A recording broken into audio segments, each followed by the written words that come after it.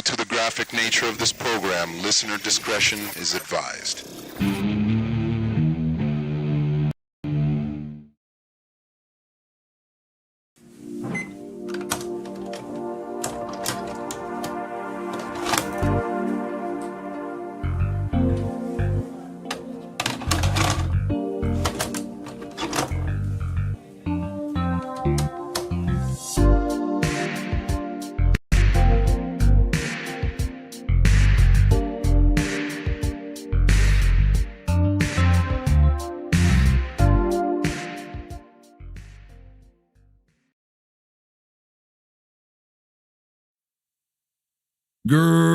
Greetings, universe! My name is Orbital Bacon, and I am certified G1 and a real freaking prime. Welcome to another live stream. It's Wednesday. We're halfway through the week, but I know you can make it to the end because you're all made of sterner stuff. Wooga wooga and booga booga bim bams and flum bums. What's going on? Welcome back to another edition of Channel Surfing. It's time to catch that wave, take a deep dive into nostalgia as we do every week on the Channel Surfing live streams. We have a different theme every week, and I think you guys understood the assignment. Blimey, GNU. It's Bryish Godzilla. Govnu. Blimey, Govnu. All hail the Baroness! Here is a gift for Gojira. Also, thanks to chemicals and electroshock therapy, I'm now trapped as the Baroness little pony. I spend my days laying on her lap while she shows pictures of waifus I'll never have. I don't know. I could think of worse endings. I don't know, man. I don't know. But thank you, Loki Thorson. Appreciate you, and Painting and Rambling as well. We got a couple of clips coming in already. T-Bone got one in during the intro. So yeah, I think you guys understood the assignment. We do a different theme every week. This week's theme, as you can see in the title, monster-sized nostalgia. So anything that involves giant monsters. It doesn't even necessarily have to be giant monsters. They could be more like humanoid size. That's fine. But really monsters in general, but definitely leaning towards the giant variety. And if it doesn't even have to be just Japan. Of course, a lot of people are going to immediately go to Godzilla. Blimey again, GNU. It's Bryish King Kong. Govnu. We have Bryish Godzilla and Bryish King Kong. Thank you, Painting and Rambling. And another one for Loki Ponyson. Me Grimlock, feel inspired. Send video of Big Lizard Bozo me help train for big fight. Me Grimlock so proud of fellow king, almost shed an oily tear. Oh. Puny Loki god now some fem's toy. So funny. Me laugh. Grimlock hacking Loki's account again.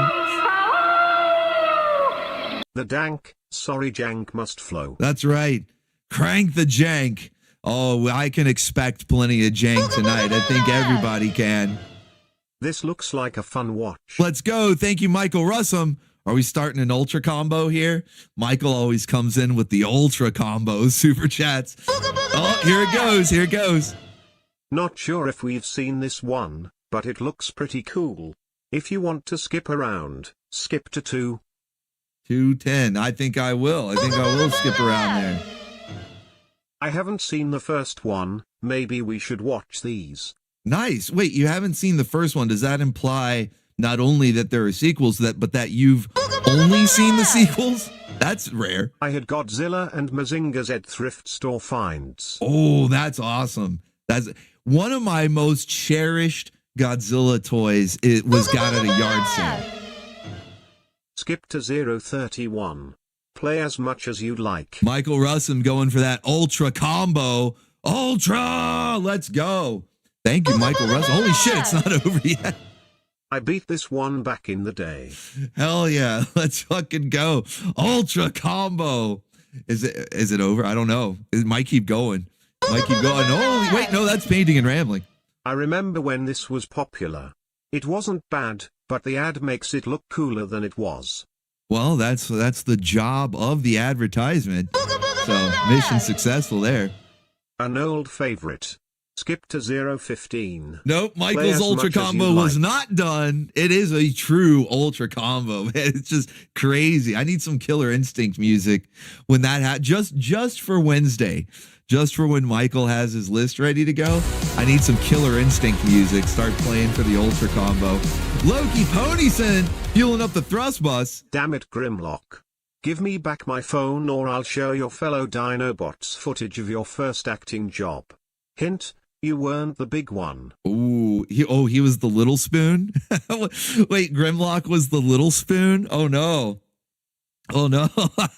Thank you, Loki Ponyson. Now I notice he changed his name in there. Yeah, it's a monster combo. Ultra. Let's go. But thank you guys, man. So many clips coming in. Yeah, I need some Killer Instinct music ready to go. And the announcer, I should put that on the soundboard. It takes a man. Thank you, Token Robot. Appreciate you guys. So yeah, you definitely understood the assignment. I figured this one would be pretty easy to grasp. You know, it's giant monsters. What more do you need? Of course, we all know about Godzilla. I'm sure plenty know about Gamera. There's a whole bunch of stuff from Japan that involves giant monsters. Can we do a kaiju stream and leave out the asylum? And that monster cake will never make a stealth check. Thank you, Painting and Rambling, our first stealth check of the night. Of course, failed, cake detected, but thank you so much. And yeah, perfect timing with that super chat, because just as I was saying, Japan has tons of giant monster stuff, but I don't want you to just think about Japan. A perfect example right there from Painting and Rambling, Asylum. They're known for making janky knockoffs. You know, a lot of these giant monster movies are janky on their own, like by default. But then Asylum comes along and they're like, hold on, you know, you made this janky monster movie on like, you know, like a $10,000 budget or whatever. Well, our budget is $8 in a milkshake. Watch out. So yeah, there's a lot of good stuff. Okay. A lot of good stuff out there. Of course, it's not all necessarily just janky knockoffs or whatever. There's some American giant monster movie franchises. Of course, there's Cloverfield, Pacific Rim. So, you know, we've got some of those as well. Obviously, all the stuff from Japan. And, you know, even some shows, you know, giant monsters have shown up in cartoons and TV shows. Probably some music videos for all I know. I'm sure there is. And then video games. Yeah, let's not forget video games. Maybe not a giant, but still a Baconeer. That's all good. It doesn't have to be giant monsters. You know, that was sort of the main theme because it is Gojira's birthday, one of the Baconeers.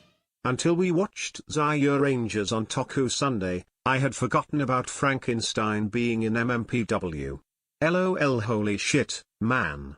Too awesome. Yeah, Retro Ryu Frankenstein, Frankie. Yeah, he was a monster in Mighty Morphin Power Rangers, but they really played up the whole it's a guy in a Halloween costume in that episode. Whereas in Zayu Ranger, how Kitty just pronounced it, it's pretty hilarious. But in that one, wasn't he summoned by the Great Satan? You guys, if you haven't already checked out the source material for Power Rangers, what are you doing? Okay, what are you doing? Like Mighty Morphin Power Rangers, we love it. We've got a soft spot for it, you know, nostalgia, all that. I'm sure we all had crushes on Kimberly as young bacon bits. That's all fine and dandy, right? But now that we have the internet and we know that it was a lot of the fight footage and the Zords and all that stuff came from Super Sentai from Japan, and it's quite different in the plot lines for the show and a lot of the monsters, how they're created. And Rita Repulsa, of course, she's not called that in the Japanese one. She's called Bandora, but she has a very similar voice and it's the same footage. So she looks the same. You would recognize her. But in the Japanese version, she like prays to the Great Satan. She calls him Dai Satan, the Great Satan. And that's how she summons like half the monsters. It's pretty fucked up. It's pretty fucked up. It's hardcore. Skip to 326. Kong may be the king of the wrangle cages, but this guy gets his share of them. Thank you, Kakarot. Appreciate you. Yeah, exactly, Eddie Valiant, the giant face in the sky. A happy moment. No. Me Grimlock need phone to long distance call booty bots on Cybertron. Grimlock has a whole Rolodex of 900 numbers on Cybertron, and that's why he keeps stealing your phone. You know, every now and then he'll just call in to troll, you know, send in a little super chat to troll you, but he's really got it because he's got a whole Rolodex of 900 numbers on Cybertron, man. Grimlock, more like Goonlock. All right, so but thank you guys, man. So many clips coming in. I'm already starting to go off on tangents here, you know, thinking of all these random things. So let's go ahead and get into it. Let's shout out everybody we got in the chat. Looks like we got a good crew here already. Are you guys ready to take that deep dive? Are you ready to catch that wave of nostalgia? Get into the giant monster nostalgia, the nostalgia that ate the city. That's the name of the movie, the nostalgia that ate the city. Let's go. So let's see who we got in here. Look at all those moldy oldie baconeers. They already know when it's time to say hello. But if you're new, I'll let you know what to do. You just gotta put that bacon in the sky. Send it way up high, all the way up into orbit. Look at it going. It's flying up there, man. That's what I love to see. That's what I love to see right there. Whole clouds of bacon, some thunder rumbling in the distance, a little bit of that grease lightning. All right, let's see who we got here. I see K Ojo. What's going on? We got the birthday baconeer himself, the Gojira 93. AKA Philip Fabian. He is one of the oldest baconeers. He's been around since back before the Saturday morning cartoons when I was making those parody Transformers videos with like Optimus Prime acting like a goofball. So yeah, he's the oldest. All right. So birthday baconeer right there. Good to see you, man. I hope you're having a good one. Kuba.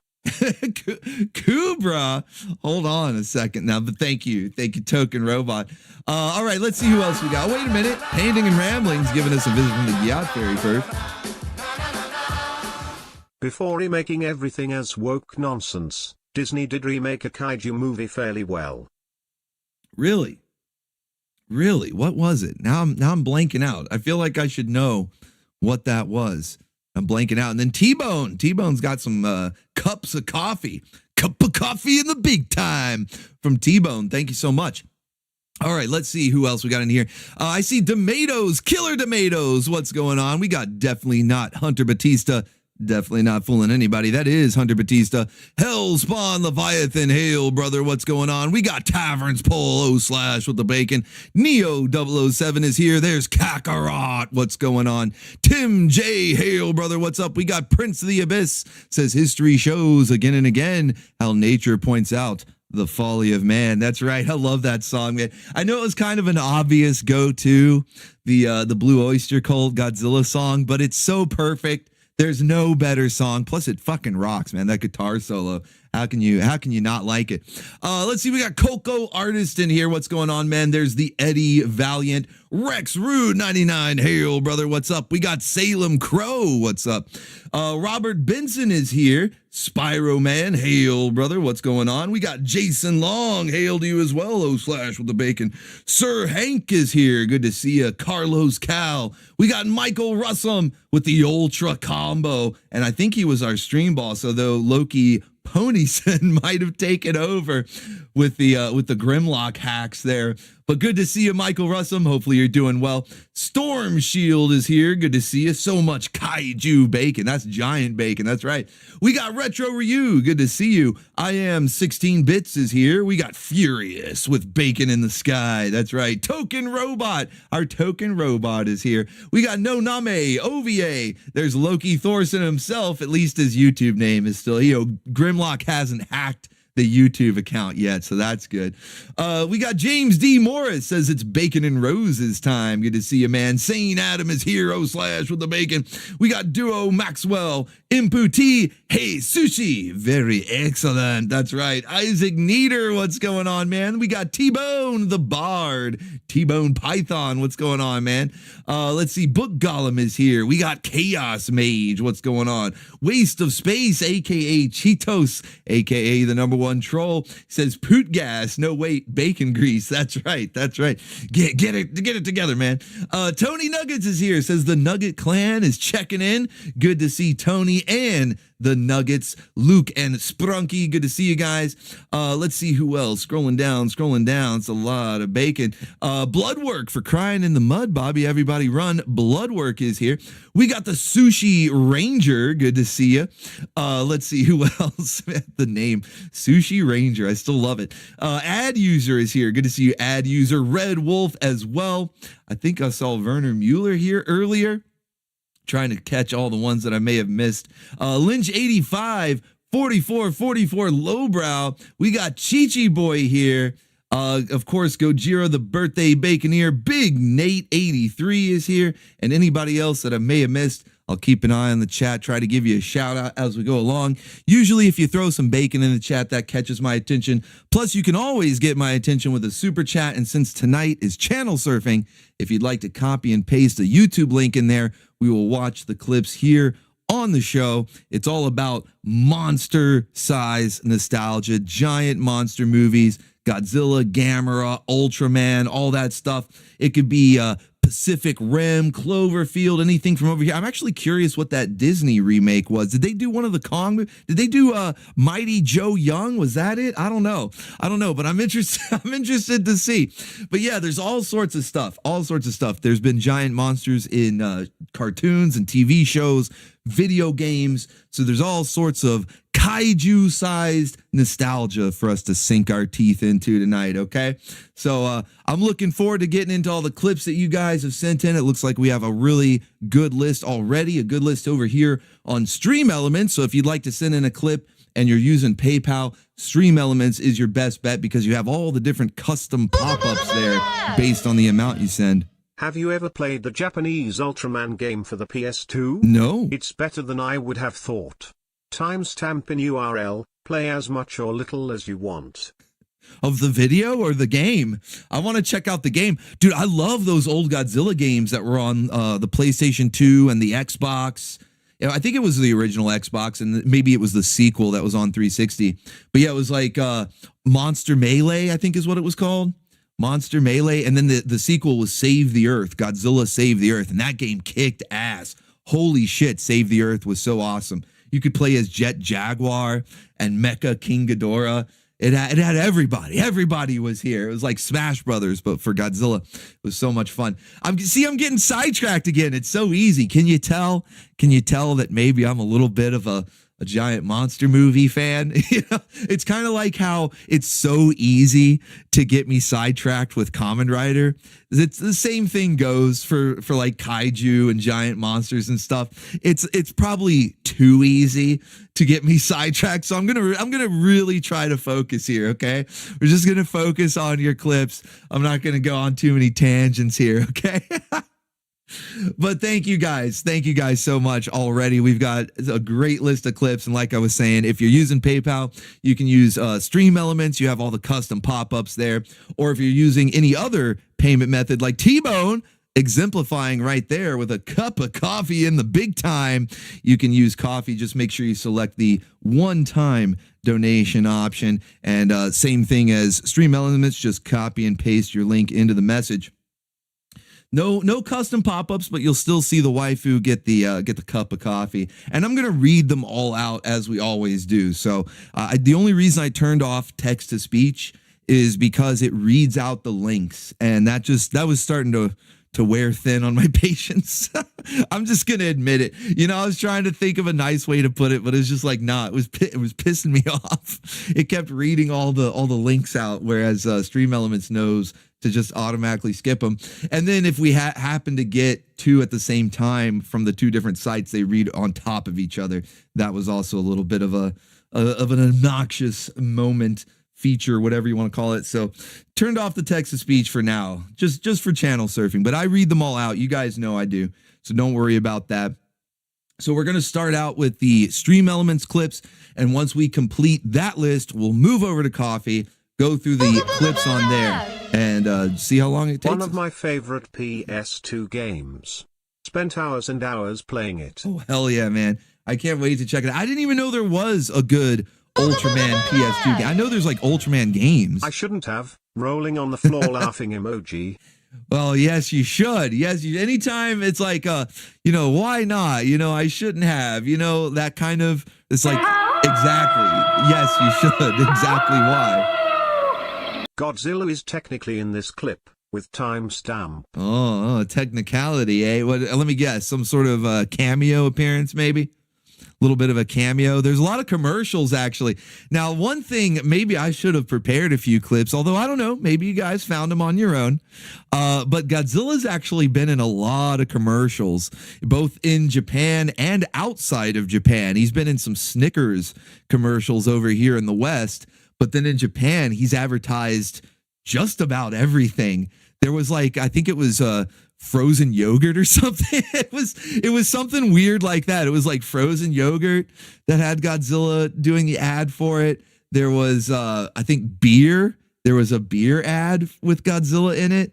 What else, man? They've done all sorts of crazy shit. But yeah, you guys don't limit it to just the movies. I'm glad we're getting some video game clips in here, actually, based on some of these super chat messages. It sounds like we're getting some video game clips, so that's good.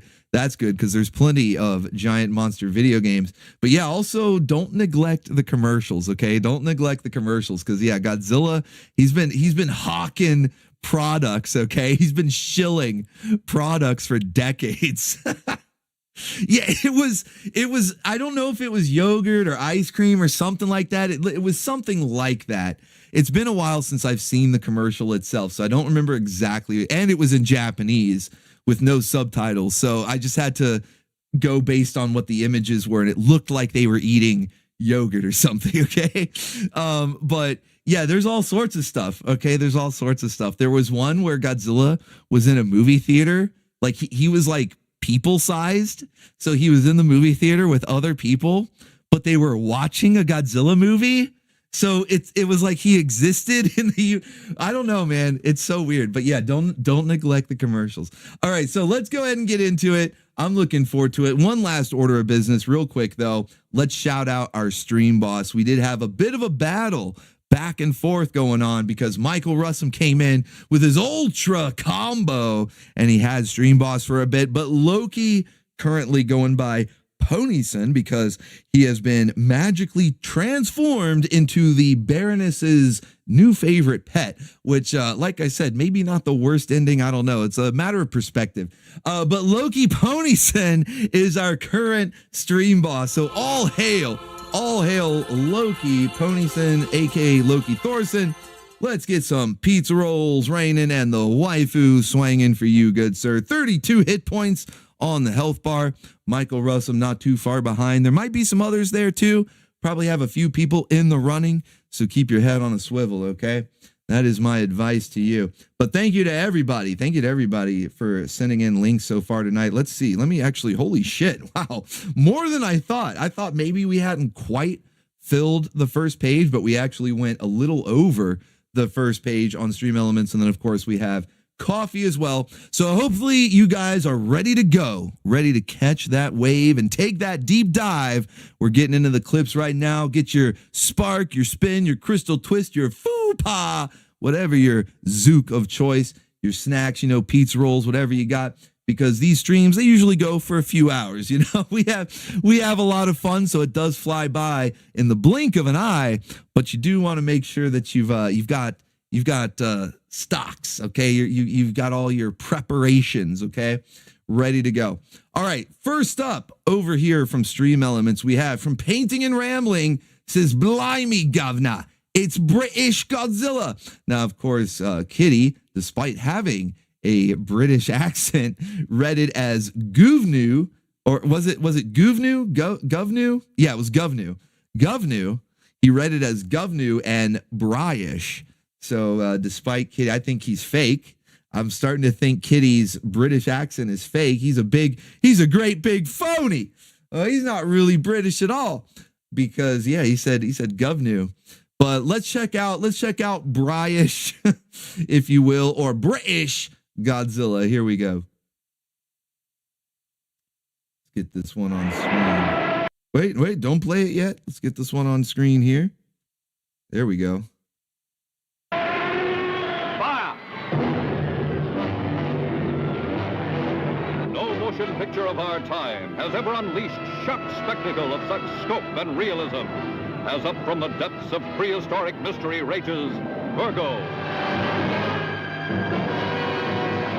The headlines of the world blaze the fabulous story of this monster from another age, catapulted from some vast sub-ocean cavern by unprecedented volcanic action. And the headlines scream the story of the reckless skin divers who captured the monster and put it on exhibition. Sam! Pull out! Drop the nets! What do you think you're doing? Hey, take it easy. I came to let him go back to the sea where he belongs. Why? Maybe to save your silly skins for you. Hurry, hurry, hurry to see Gorgo. But the headlines do not record the story of a little boy who had a curious sympathy and understanding for the fantastic creature. What strange secret does he know that scientists only... Oi, mate. You got a license to be destroying that building there, bruv. You're gonna need to show a license to destroy buildings here, love. That scientists only suspect. You trying to say there may be a fully grown one of these things around somewhere? How big would a full-grown You one never be? heard of Gorgo, Retro Ryu? guess. Oh man, we're gonna have The to infant? we're gonna have to put this one on the list. adult. It's gonna have to cut in line. That would make it nearly 200 feet tall. Wreaking terrible vengeance against the civilization that has captured its offspring. Towering over the cities of the world as millions flee its awesome terror.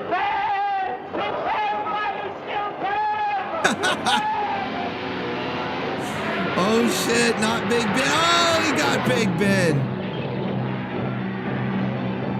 Not the Nothing Clock but the Tower Dream House. Defying the force of the Army. The might of the Navy. Fire number 1, Harry. Ready to open fire, sir.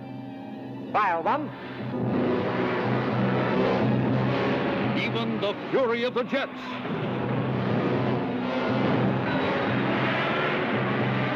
In a crashing crescendo of sights never before beheld by human eyes, and adventures never before experienced by any man or woman.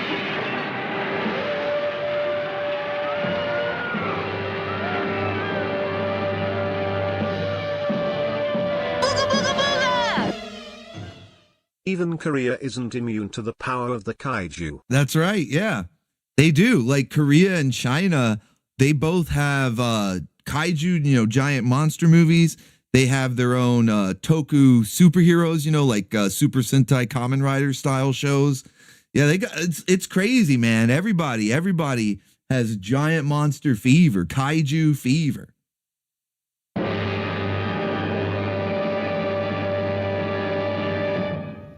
Yeah, Gorgo after channel surfing? What do you think? What do you guys think? Gorgo after channel surfing? First clip of the night, and it's like instant going to the front of the list for the watch party playlist, just instantly number one, first clip. British Godzilla. Yeah. It looks fun. All right, well, we're gonna add this to the list. I doubt tonight's stream will go as long as last week, for instance. That was the big 100th channel surfing. So, of course, that would be a near record 5.5 hour stream. Tonight, probably not quite as long, although we do have a good list of clips. But I would imagine that we'll be able to wrap up the stream and still get this movie in. It's an older movie, too. It's not going to be like 3 hours long or anything like that. So, hell yeah. Thank you, Painting and Rambling. Off to a good start already. Gorgo, he eats all the tea and crumpets. Not the tea and crumpets. It's bad enough he got Big Ben. Not the tea and crumpets too. All right, let's check out this next one here from Loki Ponysen. He says, here is a gift for Gojira, the birthday baconeer in the chat. He says, also thanks to chemicals and electroshock therapy, I'm now trapped as the Baroness's little pony.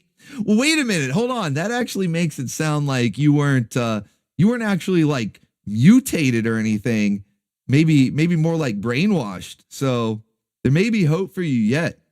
Loki. Hang in there. We will find you. All right, let's check out the clip that you got for us. My little Loki. That's it, Triptychon, the new Decepticon city. It's enormous. That never stopped the Protectobots before. Transform Triptychon! Transformers! The awesome new Decepticon city, Triptychon, can transform into an incredible battle station. Transform the Protectobots! But the Protectobots can transform into Defensor. But Triptychon can transform again into a dinosaur. The Transformers battery's not included from Hasbro. That is very obviously Mechagodzilla. I mean, I love Triptychon. I've always thought he was cool, but that's basically because he was Mechagodzilla. But it was awesome, though. Think about it. You know, the Autobots, they got Metroplex. He just turns into a city. He's got like the little base mode, the city mode, and then, yeah, it becomes a giant robot. But the Decepticons, theirs has the base mode, but then can become the T-Rex or dinosaur. I love that the commercial just says dinosaur. Like, he's just something. He's some kind of dinosaur. But yeah, the janky Mechagodzilla, classic. Thank you, Loki Ponyson. Awesome stuff, man. All right, let's see. Going on to the next one here. Painting and Rambling says, "Blimey again, Gavna. It's British King Kong." Oh no. Bryish, as Kitty would pronounce it. Bryish King Kong. From out of nowhere, the RKO. Dude, imagine if King Kong just RKO'd this old guy. I mean, that's how the trailer starts, like from out of nowhere. And then King Kong just flies from off screen and RKO's the old man. Konga. They're not even trying. At least Gorgo is like somewhat of a different name, you know, kind of a different name. Konga, all you did was put an A on the end. Come on. I am your master. I have transformed you into a giant of great strength, and you must obey me. What? What was wrong with his face? Wait. We need that face. That is a profile picture right there. Holy shit, he's on the Zook. King Kong's on the Zook, man. He's zooking out. Start at 0:30 seconds. Base dinosaurs. Thank you, Kakarot. Appreciate you, man. Yeah, King Kong's over here zooking out. No, man, he's just zooking out. He'll be okay. Look at him. He's fried. He's fucking cooked. You must obey me. This innocent-looking greenhouse is the secret workshop of Dr. Decker. These unusual foliages are insectivorous and carnivorous, man-devouring And they get Konga high as fuck. plants and contain a rare chemical of growth of as yet unknown powers. Konga, towering, terrorizing threat to civilization. Konga, ever-growing man-made beast of immeasurable strength. Let me go! Please let me go!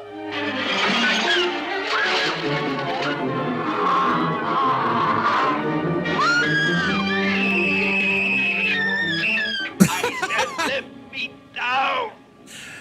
Did the super weed just wrangle the waifu?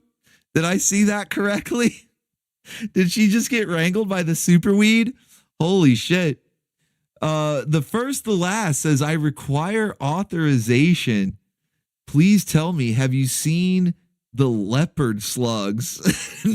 No, I have not. But it sounds amazing. The leopard slugs.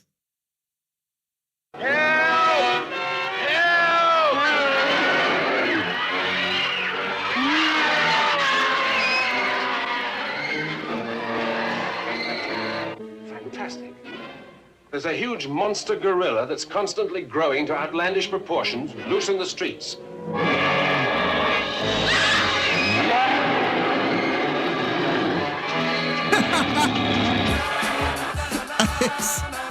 Just somehow it's even jankier than Gorgo.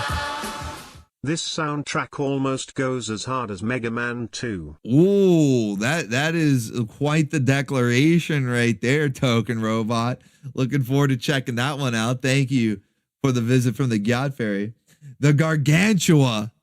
Wait a minute. Wasn't that one of the monsters that King Kong fought? The Gargantuans, War of the Gargantuans, something like that. Or maybe they were just King Kong knockoffs. I don't know. But yeah, look at this. Look at this giant gorilla. He reeks of reefer too. That's the other thing in all the news reports here, is that this giant gorilla, he reeks of reefer, like he's been smoking some sort of super weed.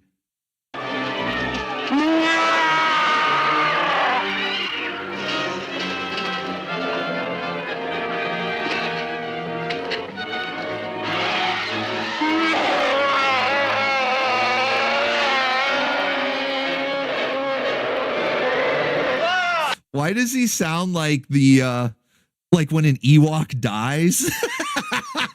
Do you guys know what I'm talking about? Like it's perfectly in my head. I hope that I can't create the noise myself though. So I hope that you guys can imagine it. But you remember when like the Ewoks died, a couple of them would die in Return of the Jedi, and they would make that weird like why does Conga sound like that?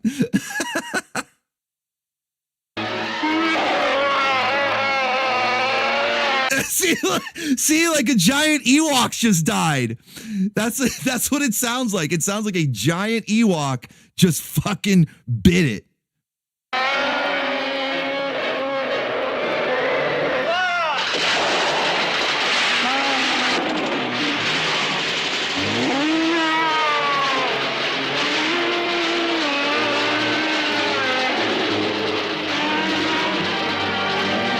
I love how they're just making up words. Conga. Yeah, we have to check this one out. I don't know if it's going to move to the front of the list quite as fast as Gorgo did. Gorgo is still the star of the show, the VIP so far. I mean, we're early in, but Conga looks pretty good. We'll check that one out too. But holy shit, he does sound like a giant dying Ewok. I don't know. Not the scariest thing I've ever heard. All right, let's go on. Loki Ponyson is back with another one. Oh, wait, this is the one Grimlock hacked. This is the place. Time to kick back and relax. When an Ewok dies, it needs to go.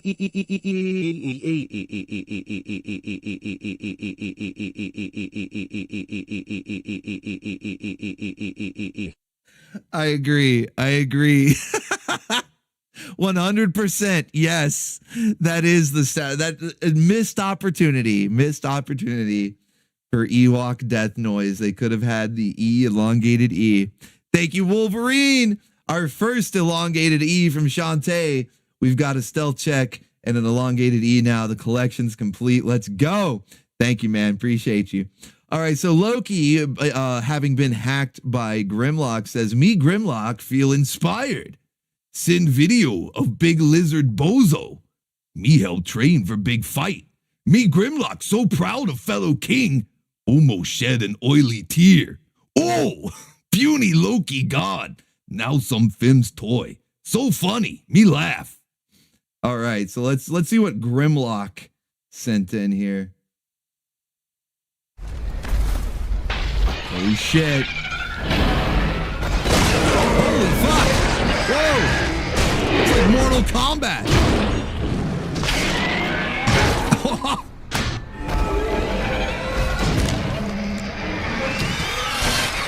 Holy shit.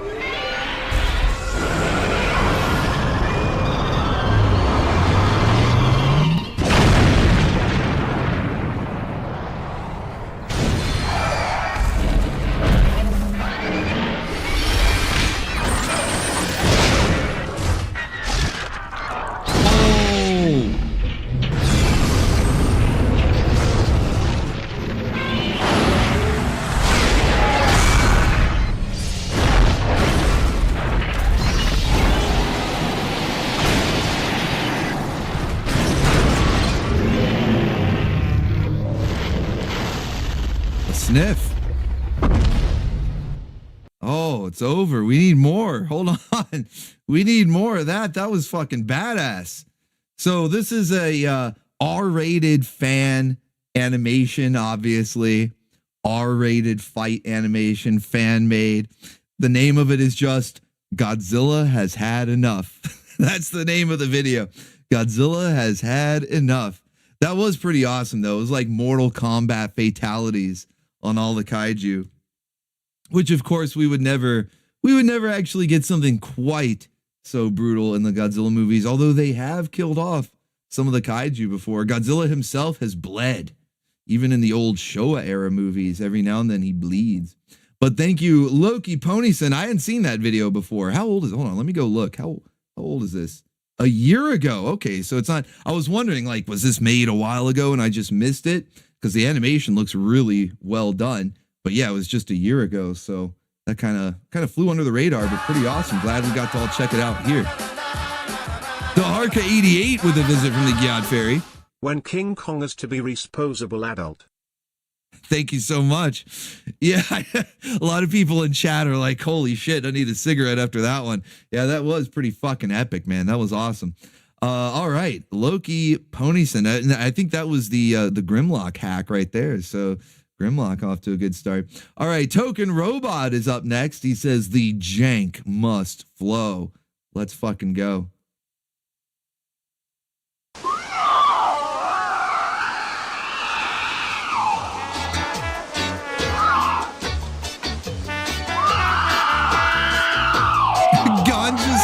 Rex? What the fuck is this? This product, I need not tell you, is marijuana. In response to this threat to national security, and in response... They're ripping off the plot to Conga. Hold on a second. They're ripping off the plot to Conga. The British already did this. Giant monster smokes super weed, becomes even more giant monster. Yeah, we already saw this one. To request from the local law-abiding citizens of this region, the president has dispatched me to help the Camp Freedom Fighters any way we can. As of now, marijuana growers are an endangered species. Dude,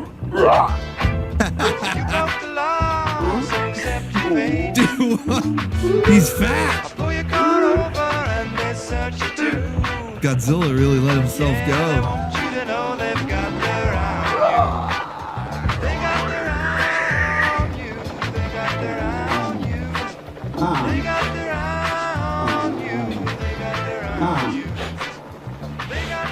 A sniff.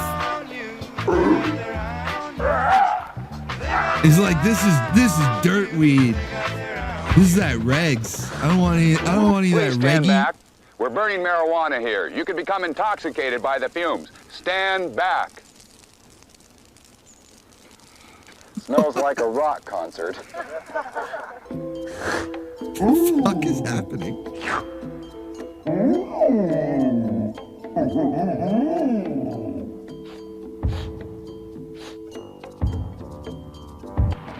I don't know. I even got to give it to Conga on the zooked out face. You know, this one's not bad.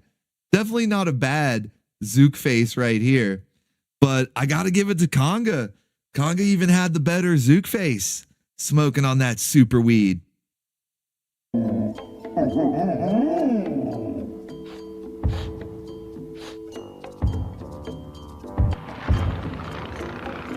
wow. Look. She's responding! Rexetta is responding to the vocalizations! We're saved! We're saved!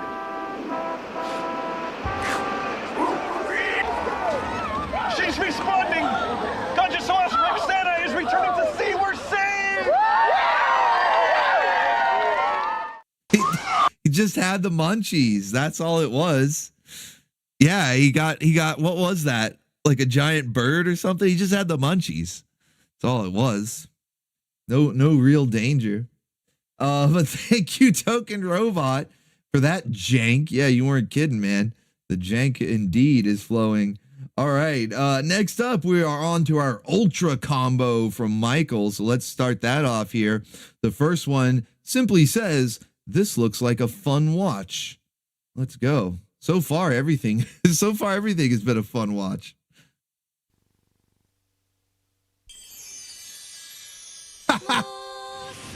Well, I'm sorry. Can we just appreciate Can we appreciate adorable Godzilla sitting next to Hamtaro? You don't have to warm that milk bottle. Thank you to Harka88, and I saw Duo Maxwell with a cup of coffee in the big time as well. Thank you guys so much. Appreciate it.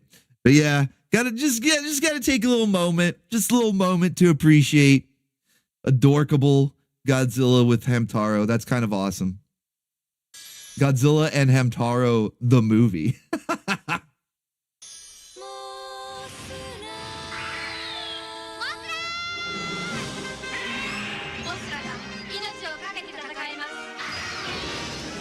Dude, something about these newer Godzilla movies, man. They upgraded the fairies big time. We watched Final Wars over the weekend. The fairies got an upgrade in that one too.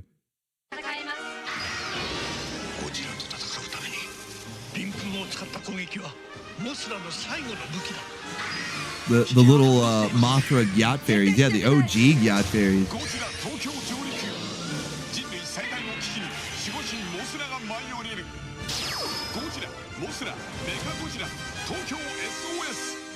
So Godzilla Tokyo SOS. I think the full title is actually Godzilla, Mothra, and Mechagodzilla Tokyo SOS. And Japan's not, they're not big on brevity, but that's okay. This movie's awesome. It's part of the Millennium era. If you guys recognize the Godzilla suit, the really sharp spines on the back, pretty big giveaway there, as well as the weird neck. He's got a weird neck in the Millennium era. But I like the Millennium movies. They're pretty good. Heisei is still my favorite by far, but the Millennium movies are pretty good. It was kind of a short era, not a lot in there. You know, Heisei was the shortest one before, but I think Millennium outdid it by one or two. But yeah, good stuff with Tokyo SOS. I believe this was the second Mechagodzilla movie, because the first one was Godzilla against Mechagodzilla, or Kiryu as they call him in the Millennium era, because it's like built over the bones of the old dead original Godzilla. I don't know, it's a little complicated. You're gonna have to watch the movies to find out, but yeah, they're good though. They're good. And like I said, the Mothra Gyat Fairies, they get an upgrade every time you see them in these newer Godzilla movies. They're always upgraded. So thank you, Michael. Good start to your Ultra combo. Let's keep it going here. Next up says, not sure if we've seen this one, but it looks pretty cool. All right, let's check it out. We'll end up watching, by the way, we will end up watching that Godzilla Tokyo SOS movie that we just saw the trailer for. That'll be on a Toku Sunday. Pretty soon. Not this weekend, but it's coming up. Kaiju Anime Show Toy Presentation. Thank you to Harka88. Let's go. Thank you, man. But yeah, we will watch Tokyo SOS on a Toku Sunday coming up real soon. But let's check out this next one here as we continue on through Michael's Ultra combo. This one simply says, not sure if we've seen it, but it looks cool. All right, well, let's see. Let's see if we have seen it and if it does look cool.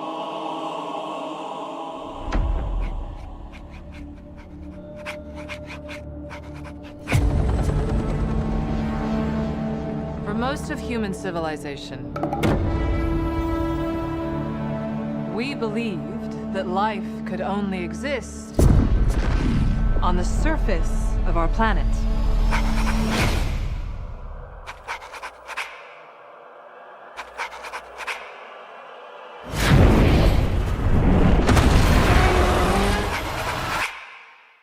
What else were we wrong about? Is that Mecha Kong?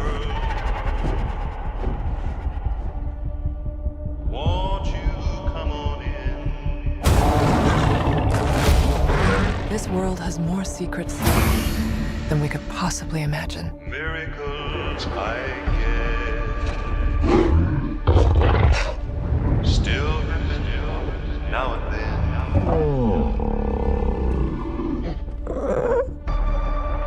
What is that? That's not Kong.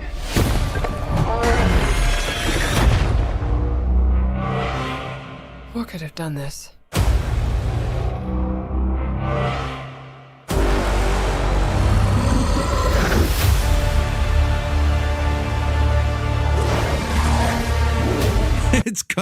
Konga Returns. It's the long-awaited sequel to Konga.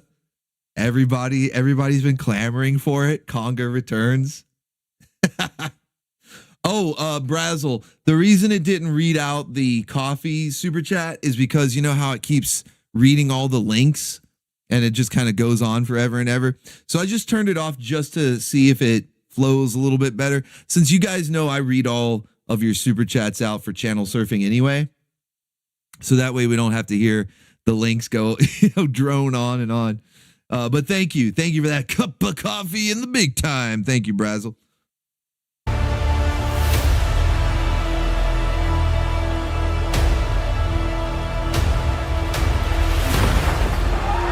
Kong can't stop this on his own. The next step in the conga line. Be alone.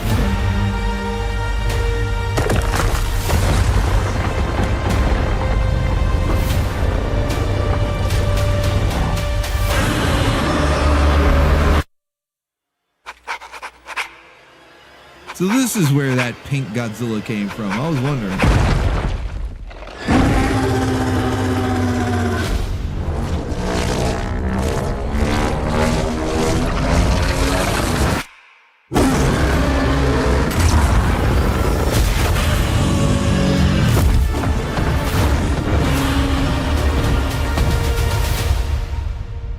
Welcome to my world.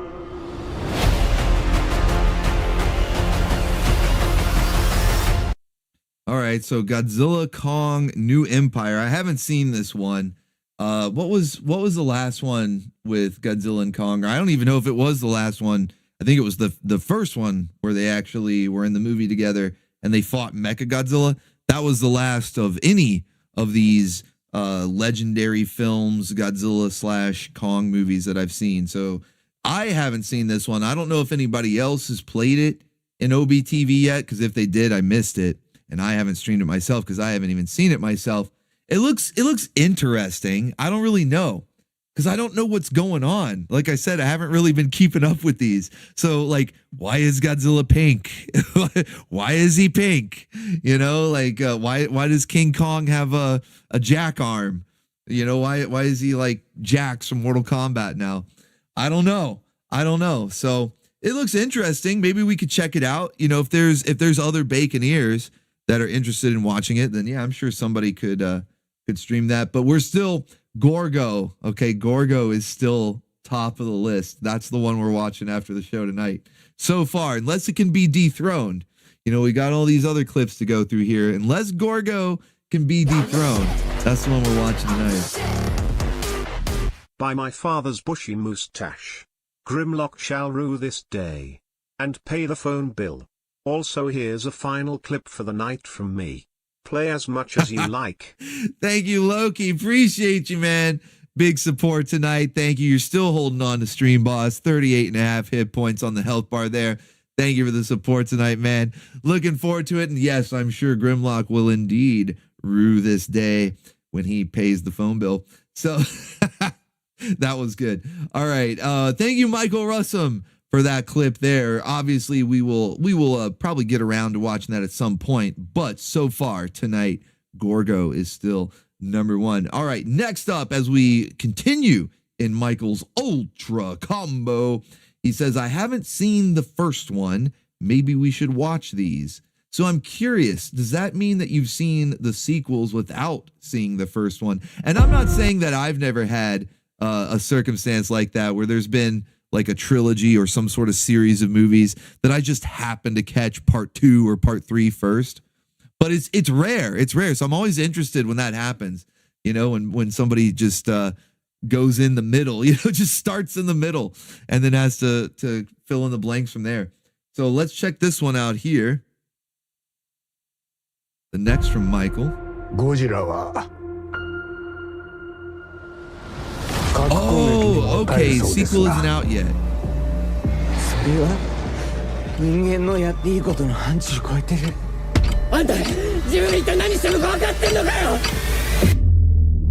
Godzilla vs. Bambi? Yeah, I've seen that one. That's a classic.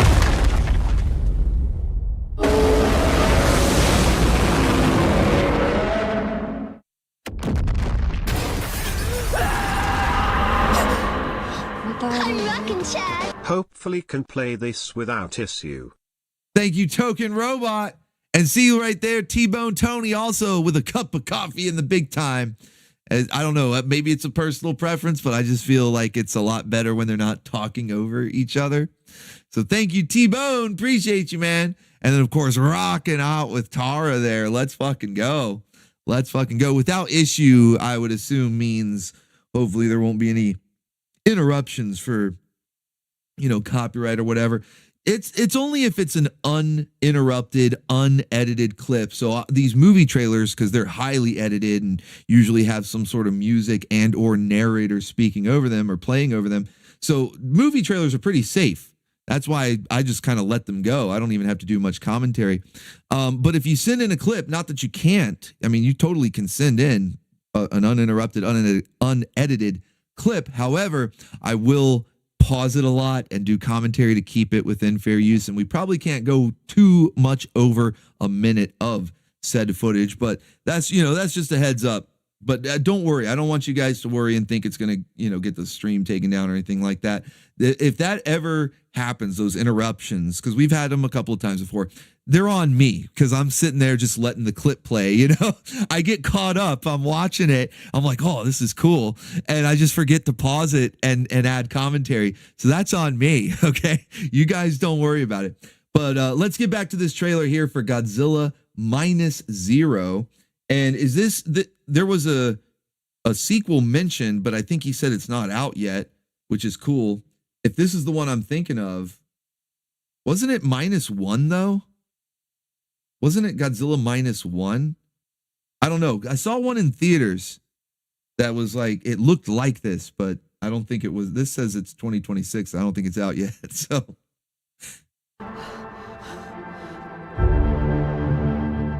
Okay, -1 was the first one. Okay, cool. Yeah, I saw that one in the theater. It was awesome. だから私はどんなことがあっても死んではいけない。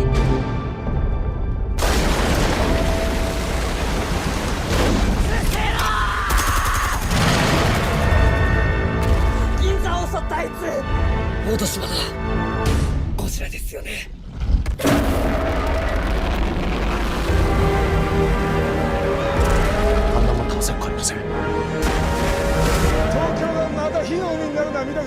戦争が終わってないんです。今度の戦いは未来を生きるための戦いなんです。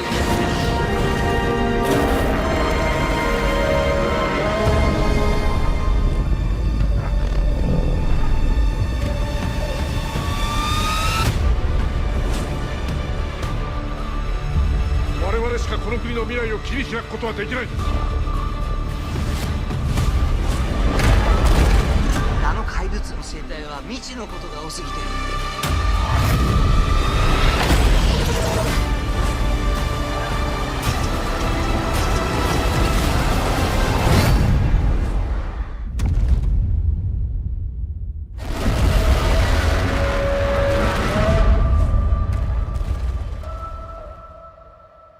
あいつの未来を守ってやりたい。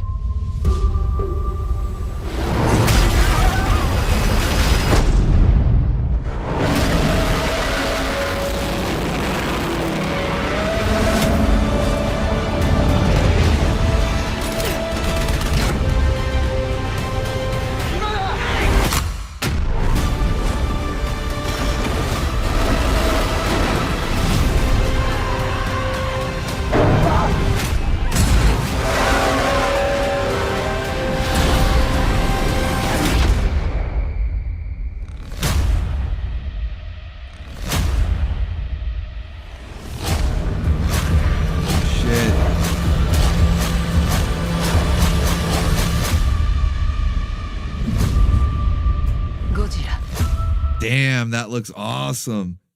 That looks so fucking cool. Yeah, I remember seeing -1 in the theater, and that kicked ass too. So I'm really looking forward to this as well. I like that the charge up at the end there, how the spikes were like elevating. That was pretty cool. I like that. Yeah, man, I can't wait. I can't wait. We're gonna have to definitely do a watch party once it gets released. We get some sort of Blu-ray, DVD, whatever. Definitely doing a watch party for that one. Holy shit. I don't know if it'll get me into the theater. Few things could get, I can't even think of anything really that would get me into the theater these days, but I do want to see the movie. All right. Thank you, Michael Russum. So, okay. So Michael, so now I understand what your comment meant. So you haven't seen -1.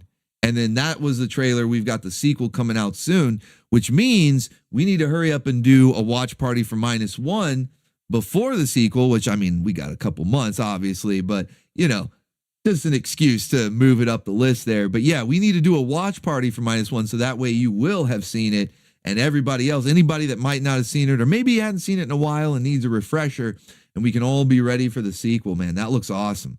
All right, let's see. Let's continue on here in Michael's Ultra Combo. Darth Zed in the chat. What's going on, man? It's good to see you. All right, next up in Michael's Ultra Combo, he says, I had Godzilla and Mazinger Z thrift store finds. I fucking love that, man. Dude, I was going to say, when you first sent in the super chat, it instantly reminded me of one of my most cherished Godzilla toys of all time. Probably the first one I ever got, in fact, because I got it when I was a real little bacon bit at a yard sale. It was at a yard sale, and it was that Godzilla figure that like everybody had. You guys know the one with the red lips? You know the one I'm talking about? It was sold at like every dollar store, every flea market, like anywhere where like cheap knockoff toys, they would have this Godzilla. And I think there were various sizes too. There was like a real common sized one, like the one I had, but I remember there were larger ones and maybe even smaller ones that were made as well. But it had like the green paint job and the red lips and the silver spines, and like everybody had it. Everybody. And I remember getting it at a yard sale, and man, I fucking cherished that thing as a young bacon bit. So let's check out here from Michael's Ultra Combo of Super Chats, the Godzilla and Mazinger Z thrift store finds. The Oh, Shogun shit. Warriors, Guy King with rocket boosters, Great Mazinga with rocket launcher. Look, Godzilla! Is he friend or foe? You can decide. Wow. Launch his claw. Imagine his breath is a blast of fire. That's warning! The large Shogun Warriors and Godzilla. They're ready to strike when you are. The Shogun Warriors, Great Mazinga, Guy King, and Godzilla, each sold separately. What a crazy combination. That's actually kind of awesome. From Mattel, 1978. I like how they just casually put them together too. They would have made, like nowadays, they would have made such a huge deal because, oh, we got to cash in on that nostalgia, you know? So, hey, look at this crossover, everybody. It's the biggest thing of all times. And here in 1978, it's just like, oh, by the way, we have Shogun Warriors, we have Mazinga, we have Godzilla, just all together. You know, they just fight. They're just here.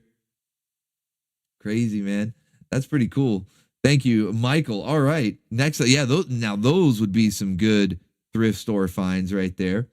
All right. Next up in his Ultra Combo of Super Chats here, simply says, play as much as you like.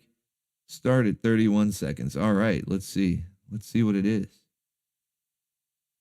Holy shit. Oh, okay. It's gameplay. I was like, that's a long video, but it's because it's gameplay. Now this one, this takes me back. Oh, buddy. You know, it's just like we were talking about a minute ago with the Godzilla figure that like everybody had. I even saw some people in chat saying, oh, I had that one. Yeah, I remember that. I had that one. Everybody had that one, or at the very least knew somebody that had that one. If you didn't have it, you knew somebody that had it. But this also, holy shit, this also takes me back. Are you guys up for a little rampage? Who's up for a little rampage?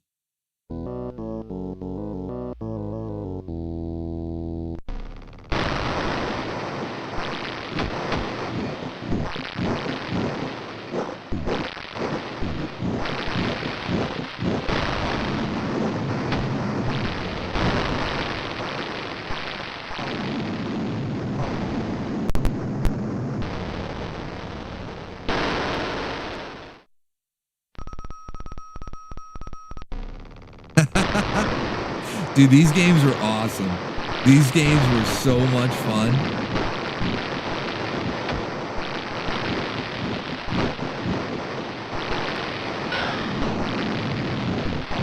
I love how you could kind of like troll the other players too. You could, it depends, you know, if you're playing with buddies or you playing with siblings, you know, it kind of depends. You're playing with buddies, maybe you'll work together to destroy the city. But if you're playing with siblings, though, maybe you'll steal all of their people that they're trying to eat as food, and maybe you'll punch them into the oncoming army attacks.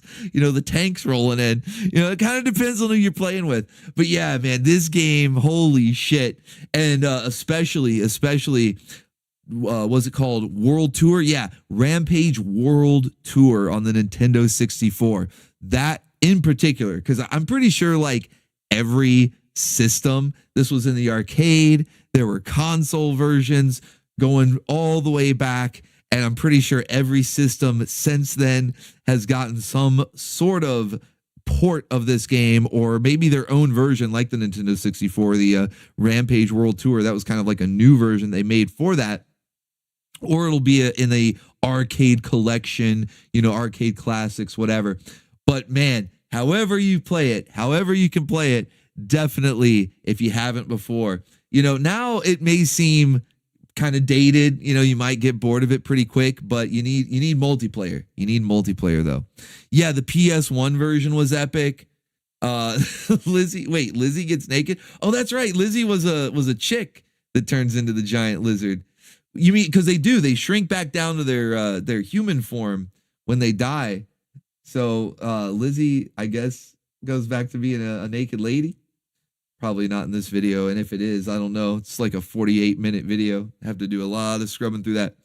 But oh yeah, War of the Monsters, that one was fun. That was on what, PlayStation 2? Yeah, War of the Monsters on PS2. That one was kind of like it was kind of like the Godzilla games, like the Monster Melee, but with a bunch of knockoffs. Like nothing in there was official, except for, didn't they have the alien from Destroy All Humans? He was like a cameo character.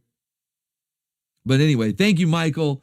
Awesome ultra combo there. We have a little bit of a combo breaker. Combo breaker. Man, I really need to add those to the soundboard now that this is becoming a thing. So Painting and Rambling is stepping in real quick here with a combo breaker.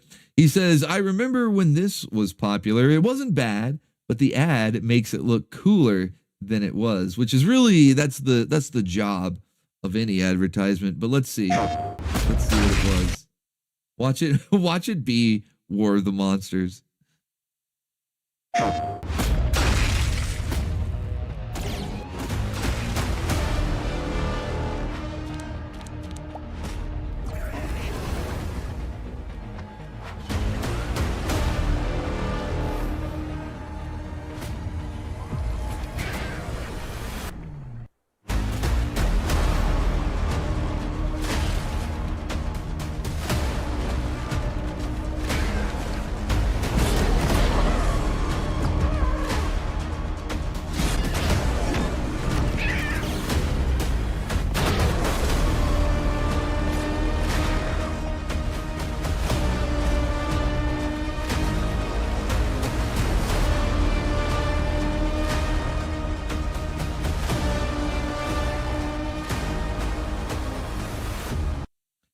King of Tokyo.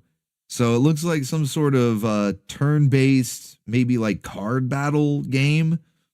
I don't really know exactly what was going on with all the card gimmicks there, but some sort of turn-based game with I love how they started out the trailer with all your favorite monsters, and the whole time I'm just like, who the fuck are any of these? We've got Chill Penguin from Mega Man X over here. There's like some sort of robot cat thing. Totally not Konga. It's not even a King Kong ripoff. It's a Konga ripoff. Just like that's totally not Gorgo. Not even a Godzilla ripoff. It's a Gorgo knockoff. See, it's all my favorite monsters. All my favorite monsters are here.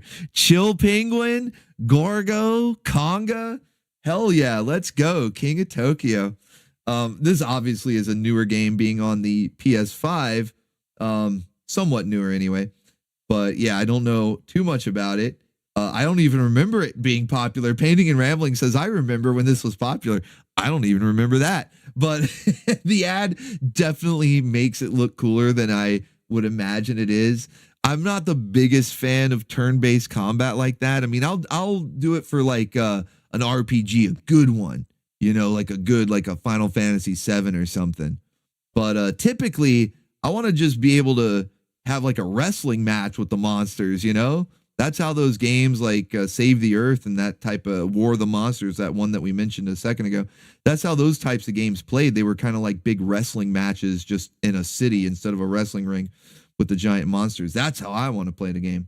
But thank you, Painting and Rambling, for that one. Let's continue on. We got two more here in Michael's Ultra Combo. A little bit of a combo breaker there, but let's finish off the Ultra Combo. He says, I beat this one back in the day. I like we're getting a lot of games here. We're getting a little trend. A lot of gaming clips coming in. Let's fucking go. It was developed by Toho and released in 1989. Oh, hell yeah. The plot of the game is that in the year 2XXX, Planet X mysteriously appears on the outskirts of the solar system. Its inhabitants... Dude, not only did this game kick ass, it was a lot of fun. It was a little janky, but it's a fun game. It kicks ass, especially considering, you know, back then, Godzilla, yeah, he was semi-popular over here. There would be like Monster Vision on TNT that would show Godzilla marathons and stuff, but it's not like now. You know, now it's a big thing. You know, they're making all these new movies and all that. It wasn't like that. So considering that back then, that they still made such a decent game, it was actually cool. But not only that, it has a kick-ass soundtrack. Okay, this one, I don't know if I would say that it rivals Mega Man 2 or anything like that, but it is a good soundtrack. Are extremely hostile and have aspirations to conquer Earth and recruit all the monsters they can, including Baragon, Baron, Gigan, and Mechagodzilla. Earth's main defense is two monsters of their own, Godzilla and the giant moth, Mothra, who have to battle their way through each planet of the solar system and reach Planet X. The game overworld is a large grid of hexagonal spaces that the player moves on a turn-by-turn basis. Each hexagon represents a playable side-scroller level in that particular world, with the level terrain being based on whatever planet Godzilla is currently on. When encountering an enemy monster on the overworld board, you're forced into a battle where you have a limited amount of time to defeat them. Once all monsters are defeated from that planet, you move on to the next, with an additional monster being added to the board. The end goal being to conquer Planet X. When reaching Planet X, you find every previous monster is present, along with the final boss, King Ghidorah. The game features a fantastic soundtrack, as well as great visuals and planetary details. And it's a nice touch that Godzilla is able to use his devastating atomic breath in combat. And that King Ghidorah boss fight at the end was a bitch. Holy shit. It was, oh man, it was ridiculous. Michael says he beat that one. I don't remember actually getting past Ghidorah as a young bacon bit. I remember getting that far, getting to Planet X and defeating all the other monsters, but I remember King Ghidorah kicking my ass every time. So pretty impressive if you defeated that one. Master Godai in the chat, Mr. Two Scoops there, says he had this game as well. Yeah, man, this game was awesome. Like I said, considering Godzilla was not as popular, I would even say not anywhere near as popular here in the West. Obviously, he's always been a big deal over in Japan, but here in the West, he was nowhere near as popular as he is today. And the fact that we got that game, pretty good.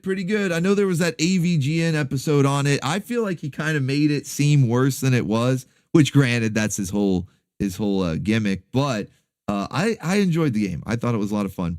So thank you, Michael Russum, for that one. Okay, one more here in the Ultra Combo. He says an old favorite.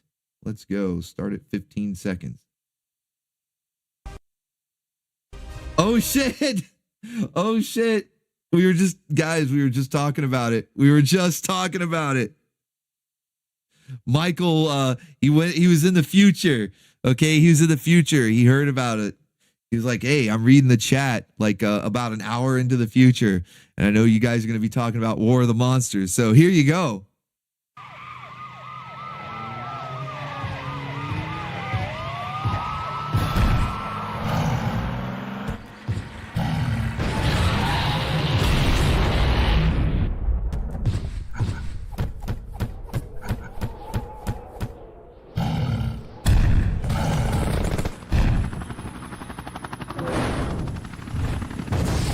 Hell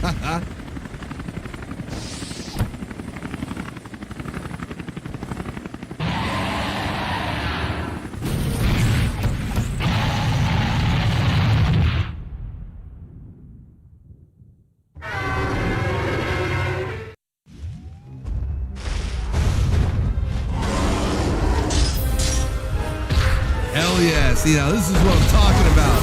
This is what I want a monster game to be like.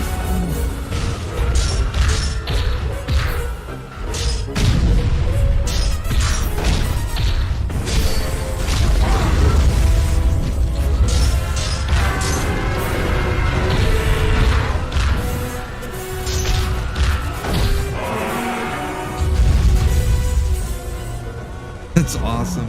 This game was so much fun back in the day. You know what it reminds me of now is it's very similar to Giga Bash. Has anybody been playing Giga Bash on Steam or I'm sure it's on some of the consoles, you know, it's probably on like Switch or Switch 2 or something, I don't know. But I've got it on Steam and that game has a bunch of DLC with official monsters. It's very much a spiritual successor to this. Because War of the Monsters, as you can see here with the gameplay, and obviously these are like knockoff monsters. It's not Gorgo and not Conga again. But the way that the game plays is very similar to Giga Bash. They're basically doing the whole spiritual successor to this, down to the whole knockoff monsters. You know, they have their own not Conga, not Gorgo, all that. But they ended up, I guess the game did well or whatever. They were able to afford the licensing or they partnered up, whatever it was.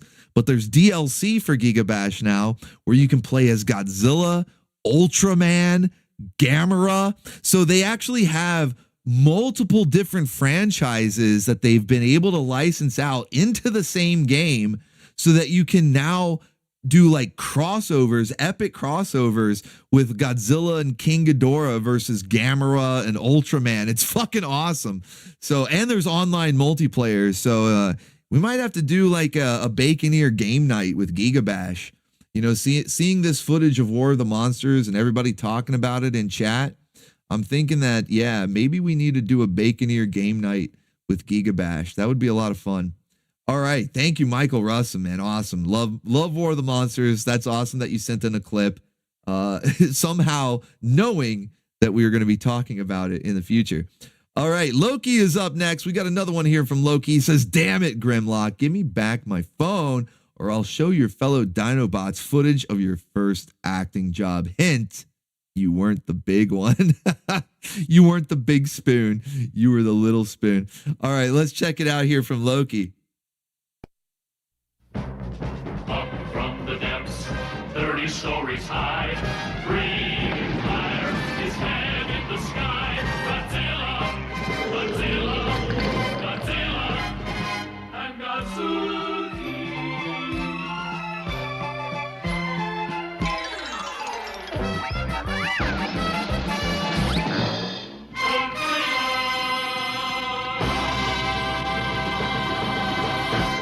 And Godzuki.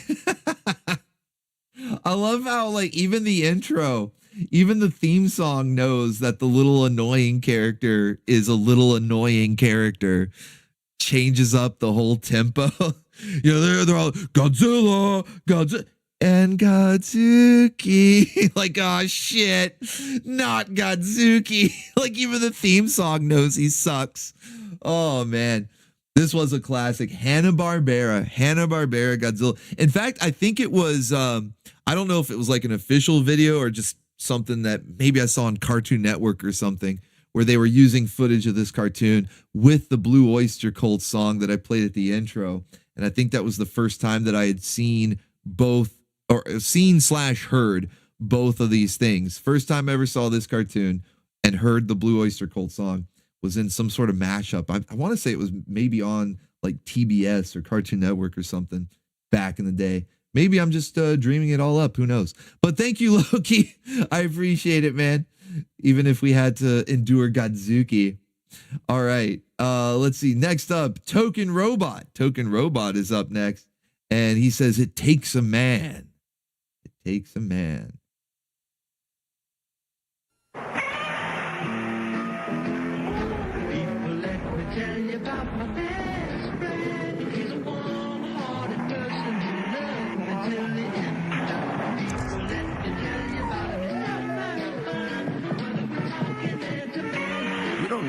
bigger than life to be a good dad. You just need to spend time with your kids.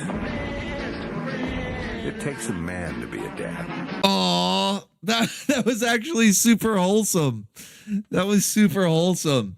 Even if in that movie later on, I think he like smacks Minya. he can't. He's trying to get him to do the atomic breath, and he like smacks him, or he like steps on his tail or something. I know that he physically he assaults him basically to get him to do the atomic breath.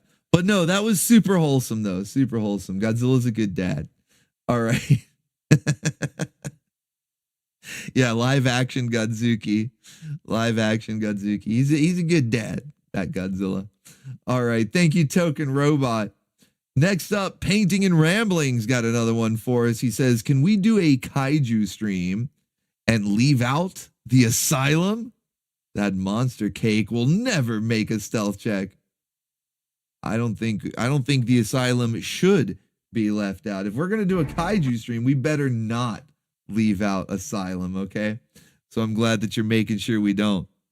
Robert Benson says he stepped on his tail. That's what it was. I knew he either hit him in the back of the head or stepped on his tail. I knew he did one of the two to get him to finally do the atomic breath properly and not the little smoke ring. But let's check out some kaiju jank, some kai jank from the asylum here. It is over. The shark is dead. The sharktopus. No The one can sharktopus conclusively is say dead. The megalodon was killed. We're on a hunt, Lieutenant McCormick, to kill a shark.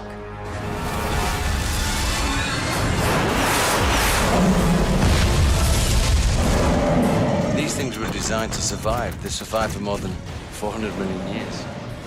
You know these crocs, they have the intelligence Croc? of a human. Who's talking about a crocodile? All you need to do is focus on a 1,500-foot pissed-off crocodile that's heading up the coast. Yeah, and a hungry megalodon chasing him. Ah!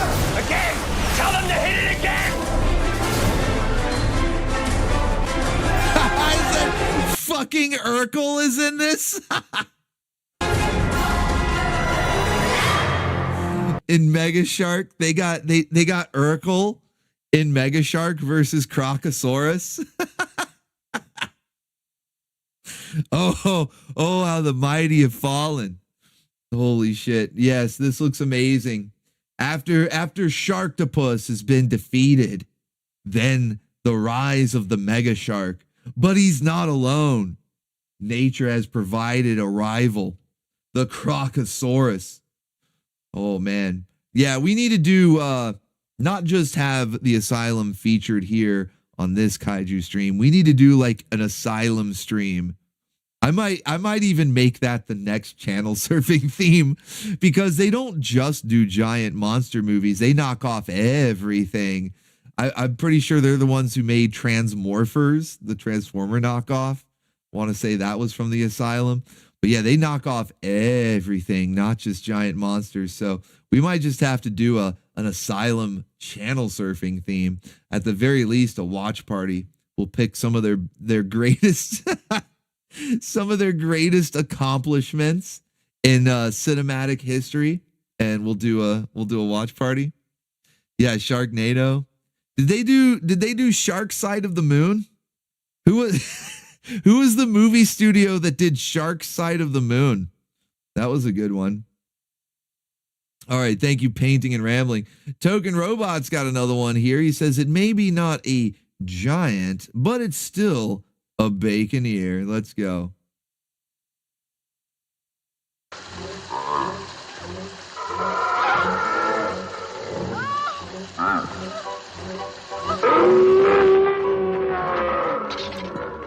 I mean, it's kind of a giant monster. He's bigger than people. Take him, Maru. Was that? Whoa, buddy. Was that waifu in a state of undress? A couple of waifus here. In a state of undress. The Cyclops, his one eye is going to be bugging out. Protect the women. Protect the women. Oh wait, he's not a Cyclops, but he's definitely bigger than regular people. So maybe not like Godzilla size, but he's up there, like he's around Konga, maybe Gorgo before he grows giant.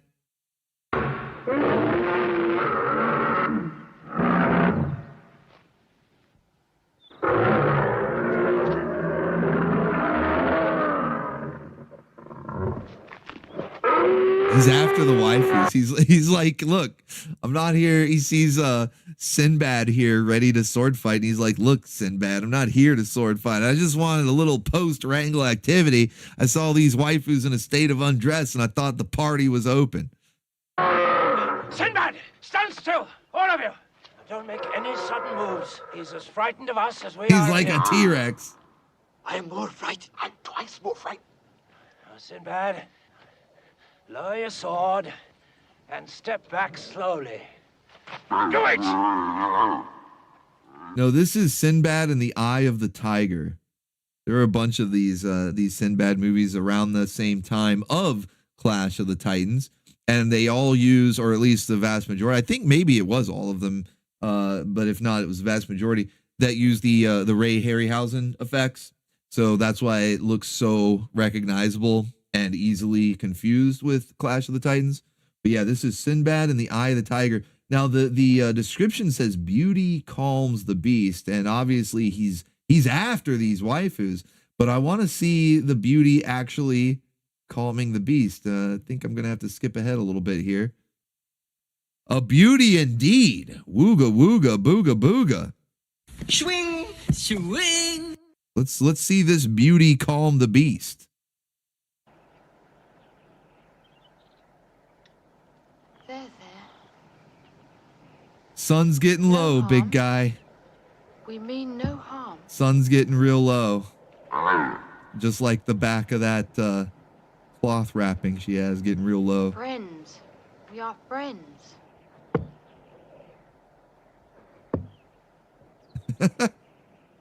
Honey, be careful.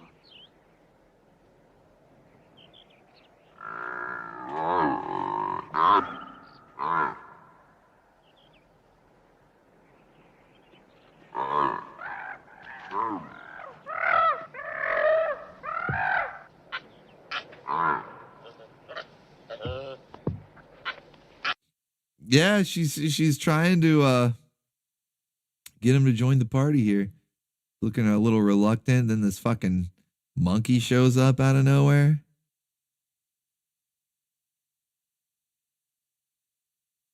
I don't know. I don't see.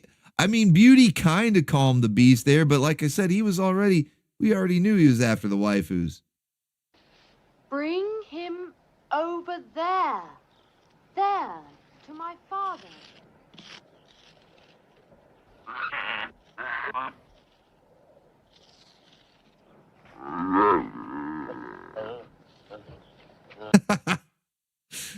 Every monster in this movie so far, this two-eyed Cyclops, he's a bi-Cyclops, and the giant baboon here have both been mesmerized by the waifus in a state of undress. I mean, not really shattering the suspension of disbelief or anything. No, it's not Caroline Munro, although she is in one of the Sinbad movies. Not this one though. Yeah, neither of them really hold a candle to her, but they are bodacious babes, and I could see why the bi-Cyclops is mesmerized. Let's go. All right, thank you, Token Robot, for that one. Good stuff, man. Okay, let's see who is up next here. Retro Ryu. Retro Ryu is up next. He says, until we watched Zyuranger on Toku Sunday, I had forgotten about Frankenstein being in the Mighty Morphin Power Rangers. Holy shit, man. Too awesome. And it's even jankier in the original. They somehow made it even jankier. Megazord power now!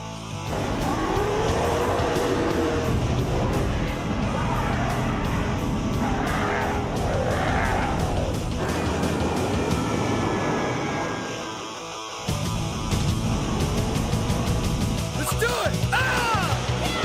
Jankenstein. It's Jankenstein. And on the move. Also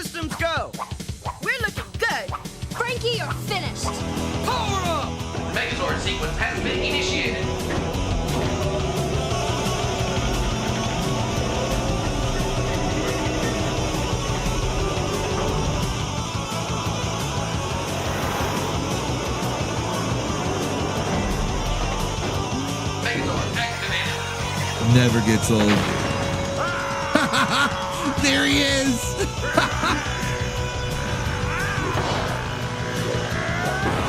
Go, my monster!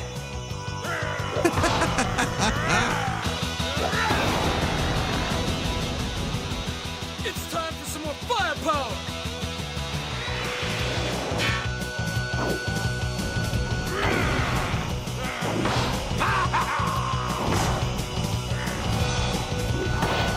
And in the show too, he was giving him a hard time. Yeah, Jankenstein was actually one of their tougher enemies.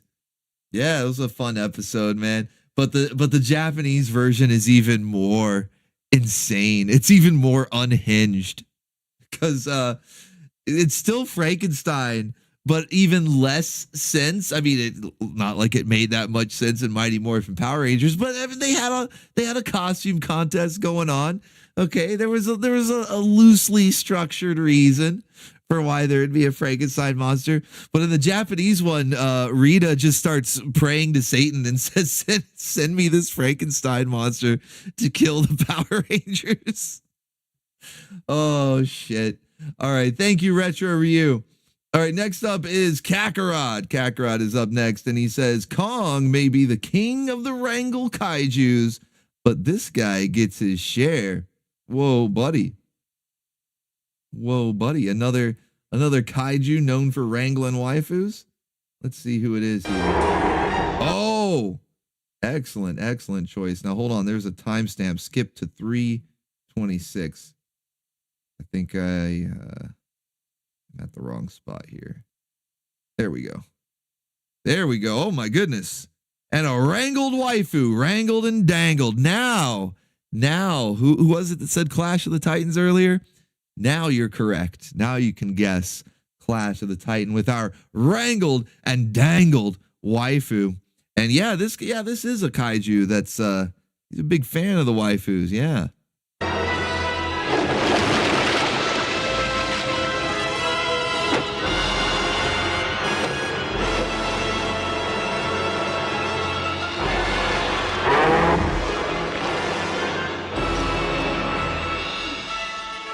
There he is. It's Kraken. Release the Kraken. Yeah, he's a big fan of waifus. He draws a lot of them here for the station.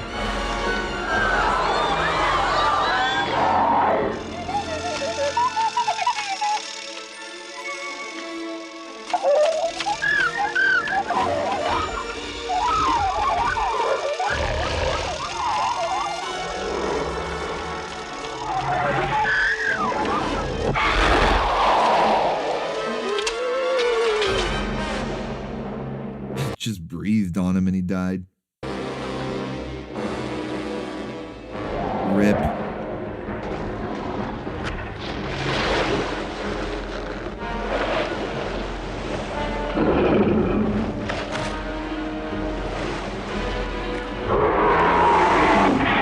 Man, that looks awesome though. It really, I love the stop motion, the claymation effects. I love it. It's so good. It's so good. But yeah, you wonder how we get the waifu pinup so quickly every week. He's got 4 arms. 4 arms. No wonder he's able to draw them so fast. But Clash of the Titans, an absolute classic. I watched this one countless times as a young bacon bit. I still like to watch it every now and again to this day.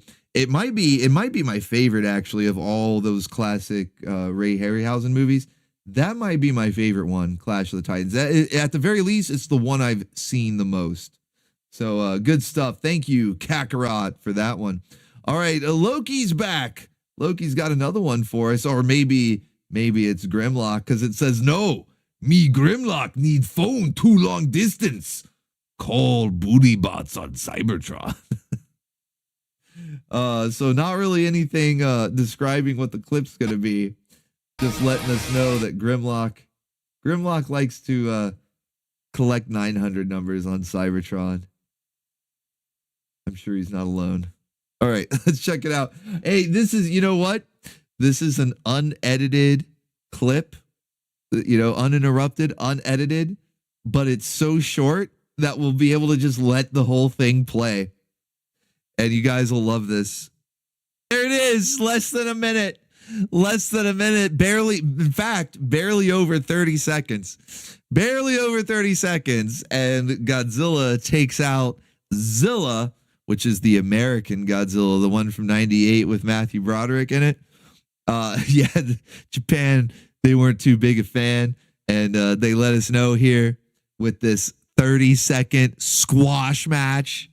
Zilla totally jobbing out to Godzilla, as he should. Or was it a she? Didn't Zilla have like eggs or something in that movie? I haven't seen it in so long. I just remember that's a lot of fish. But yeah, getting jobbed out. 30-second squash match. Fucking awesome. Thank you. Was that Loki? I think that was Loki that sent that one in. Awesome stuff. We actually just watched that on Toku Sunday this past Sunday. Token Robot is up next and simply says Cobra.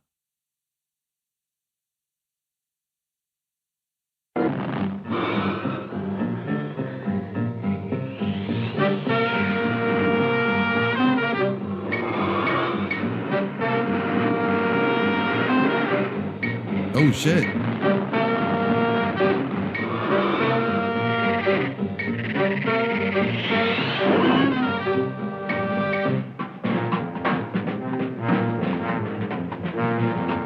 The obligatory T-Bone Python cameo.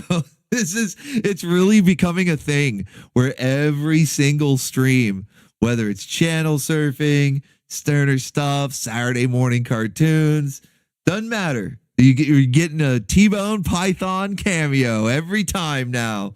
Here it is, the obligatory T-Bone cameo from Gigantor. He'll lose again. Nope, not this time he won't.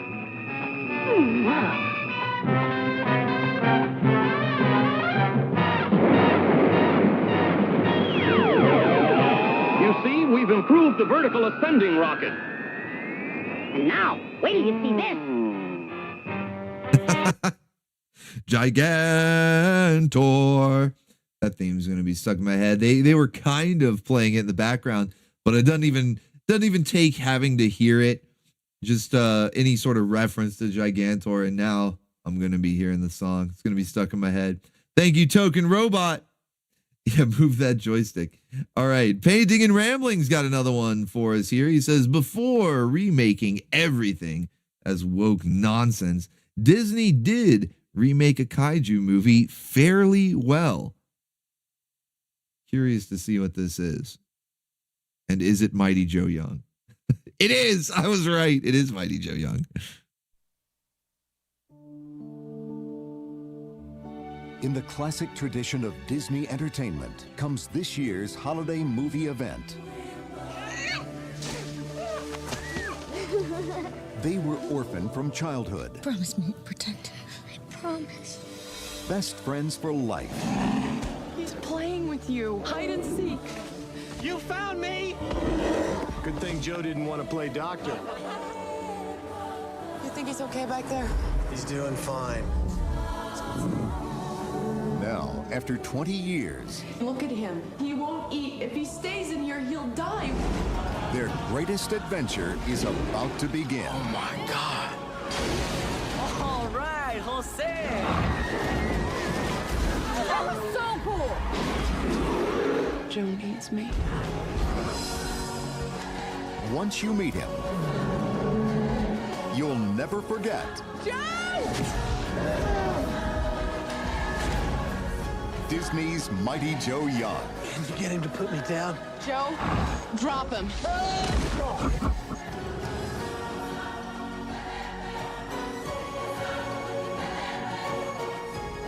Mighty Joe Young from 1998. For some reason, I was thinking this movie was a lot older. I thought this was from the 80s, but 1998. I've actually never seen this. Retro, you never saw it either? Okay, I'm glad I'm not the only one. Glad I'm not the only one. Yeah, it does have Bill Paxton in it. R.I.P. Bill Paxton. Yeah, from 1998, though. For some reason, I was thinking this movie was a lot older than that. But yeah, never seen it. So might have to add this one to the watch party playlist and go through. We're gonna have to just do like a kaiju day. We'll do a separate one for the asylum. So we'll do like actual good kaiju movies, and then we'll do knockoff ones. But I think we need to do like a kaiju day and get all the ones. You know, we'll get Konga and Mighty Joe Young, basically everything that we don't watch tonight, because we're definitely going to get to Gorgo tonight. But thank you. That was Painting and Rambling. Good stuff, man. All right, let's see. Retro Ryu is up next, and he says, "Have you ever played the Japanese Ultraman game for the PlayStation 2? It's better than I would have thought," which is not too surprising. Not too surprising. There's some good Ultraman games out there. But let's see. Whoa, hold on. Is there a timestamp here? Let's see. Timestamp in the URL. Got it. Let's go. Check this out. Ultraman on the PlayStation 2. その命を託された早田隊員。データカプセルで宇宙人に変身した。 I do love the old Ultraman kaiju. They're all like so janky, and half of them are monster suits that have been reused. They were like discarded from a Godzilla set. To save money, they dug them out of the dumpster and just put some extra shit on them so they wouldn't look exactly like the kaiju in the Godzilla movie. I think one of them was actually an old Godzilla suit, like Godzilla himself, and they put like one of those Dilophosaurus. What were they called?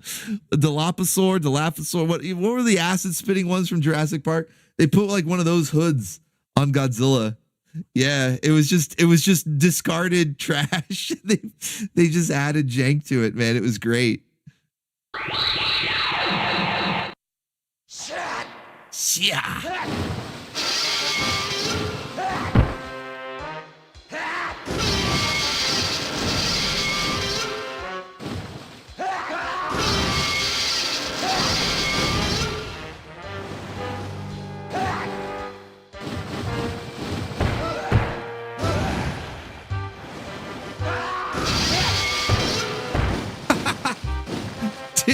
Damn, he's beating the shit out of him.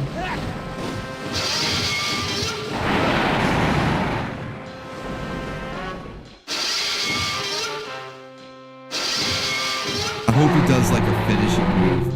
Please tell me he rips the thing's arms off or something.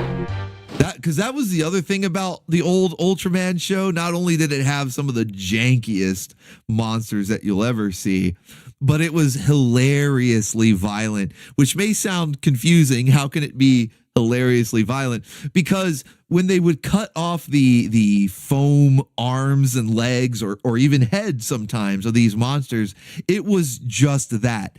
Literally the foam limb being cut off of the costume. Like you could see the foam, and it looked so fucking funny. I absolutely love every time it happened. It would crack me up.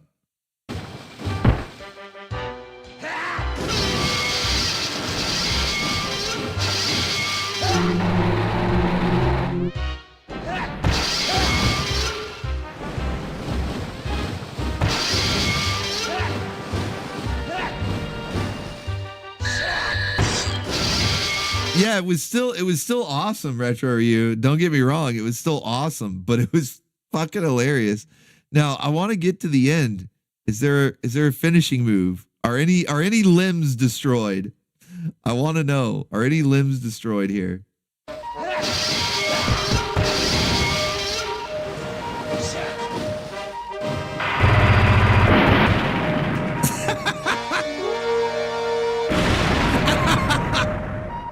He's like, yeah. He was already on the ground. He was already defeated, lying motionless on the ground. And so I fired my Kamehameha beam into his ass, and he exploded. Shah! He fired the Ultra Ray into his ass, and he exploded. And now he's posing like a fucking hero. Shah! Let's go. That was amazing. All right, thank you, Retro Ryu. Good stuff. No, I have not played the Japanese Ultraman game for the PlayStation 2, but now thinking maybe I need to find a way. Let's see. Are there any libs? How do you know that's not what I actually said, Crossfire? How do you know? There's no way to prove. All right. Thank you, Retro you for that one. Kakarot is up next. Kakarot says, one of my favorite PlayStation 2 games, spent hours and hours playing it. I'm really happy with all the video game clips we've gotten in here tonight so far, man. This has been cool. War of the Monsters, let's go.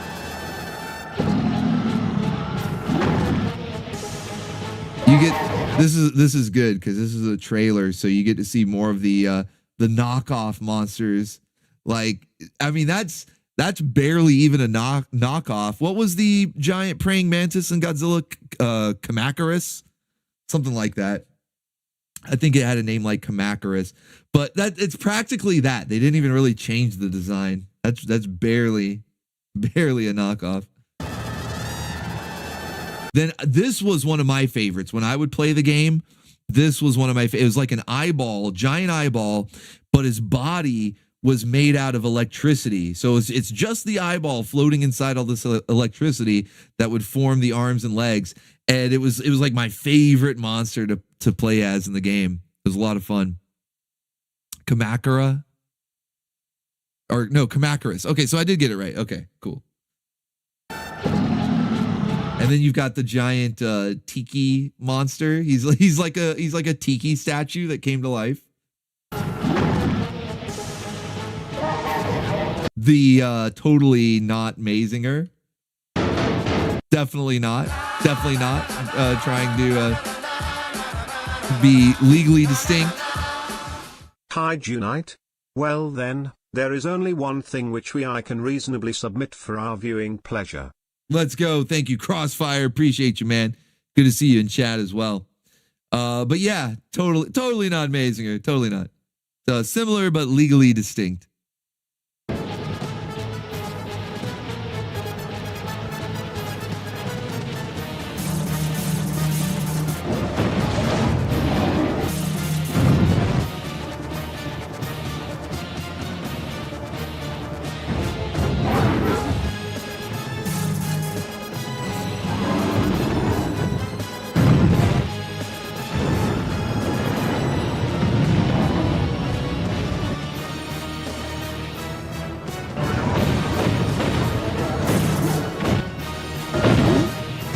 Yeah, see, the destructible environments were actually probably the coolest part about this game.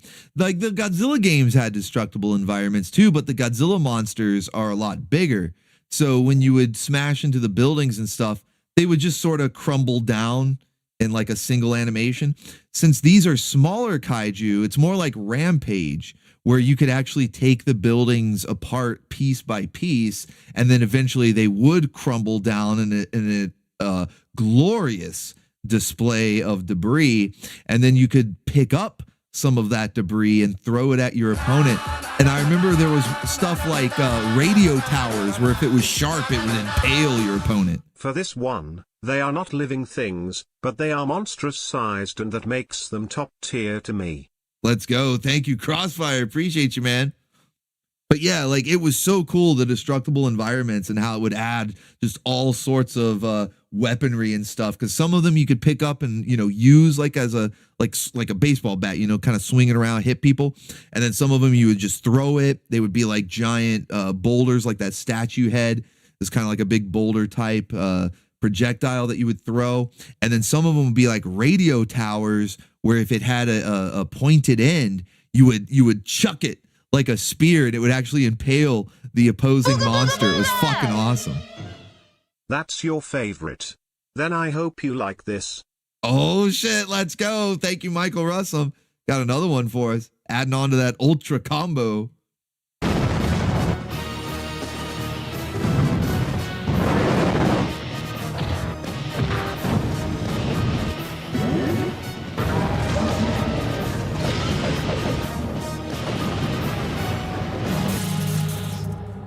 Hell yeah.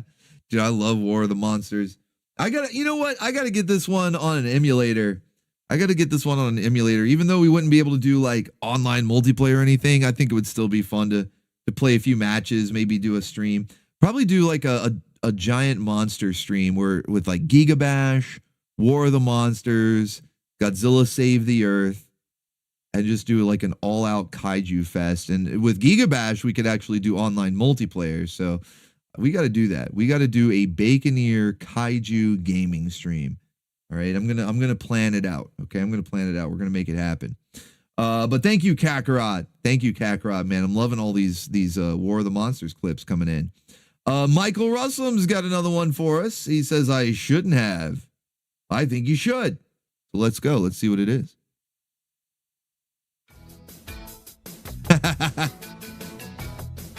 Yeah.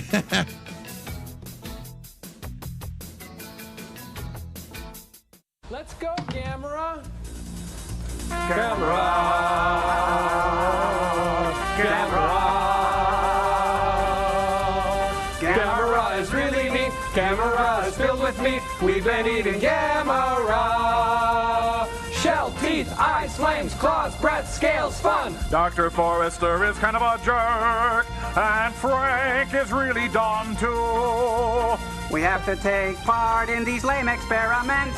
But do we complain? No. No. Yes. Huh? So we hike all over the place and talk of 1,000 wonderful days. Everybody now. Gamera is really sweet. He is filled with turtle meat. Now we have commercial side.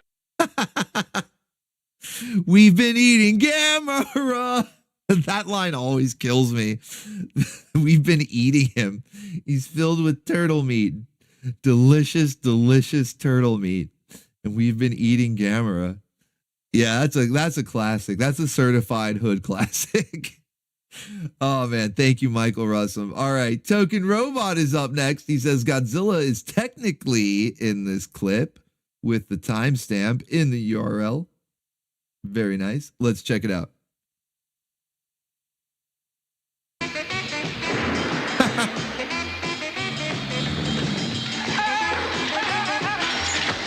What the fuck?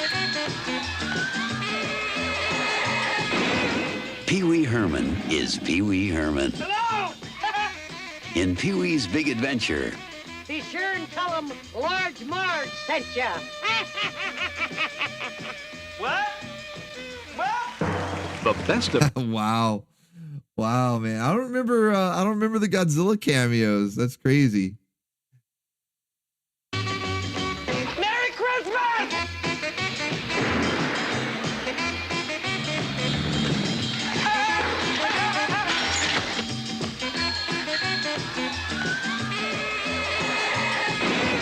Pee-wee Herman is...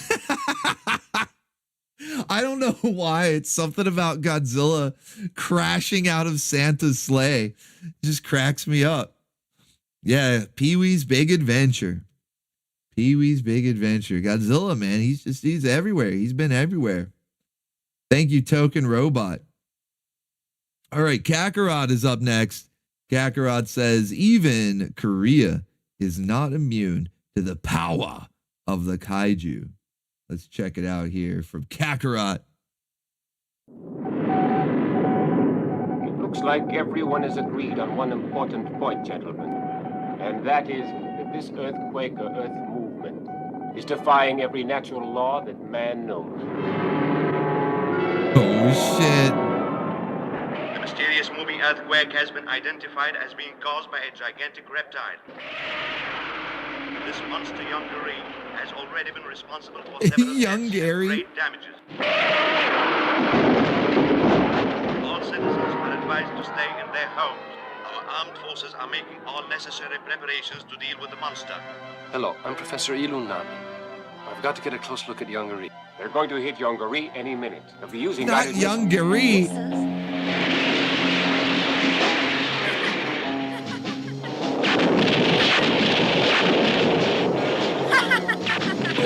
What the fuck? Why did the trailer just get all funky all of a sudden? Get down, get funky. The music's cranking up, the little kid's dancing, he's loving it. He's like, yeah, young Gary. He's destroying the village. Let's go. Get down, get funky. Not young Gary. Monster from the Deep. So, and as soon as I saw Vinegar Syndrome in the title, I knew we were in for something good here. So, yeah, from 1967, a Korean monster movie, Young Gary. All right. Thank you, Kakarot. so much jank tonight, man. More than I expected. And I was expecting a lot. I was prepared. I was prepared for epic levels of jank. And this is more than I thought. All right. Let's see. Where did we leave off? I'm going to refresh because I think we've got more near the end of the page here. All right, so that was Kakarot. Okay, we've got a double header here from Kakarot, back to back. So next one, he says, based dinosaurs. Start at 30 seconds. Based dinosaurs. All right, let's get 30 seconds in and check it out. Oh, wait a minute. I recognize this show. God have mercy on us all.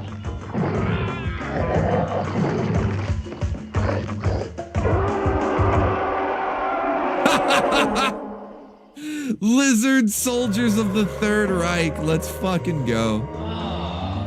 We've traveled back in time. No, we haven't, you cretin. These ice walls. They must have sheltered this plateau from environmental changes over the last 65 million years.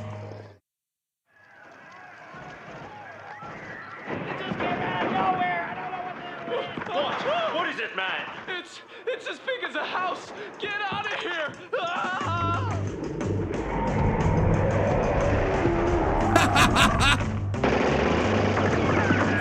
Oh my gosh. This is the greatest thing I've ever seen. Yeah, so if you guys aren't familiar with this, if you don't recognize it already, this is from Danger 5, which was sort of a parody on all these old like Jerry Anderson style shows. Sure, this has been submitted by now. Thank you, Token Robot. Appreciate you, man. But yeah, you guys know, you're familiar with those old Jerry Anderson style shows. So this was basically sort of like a spoof, a parody on them. But of course, it's way over the top, like way over. I've had this series. I've kind of been sitting on it for a while because I've been wanting to stream it for you guys.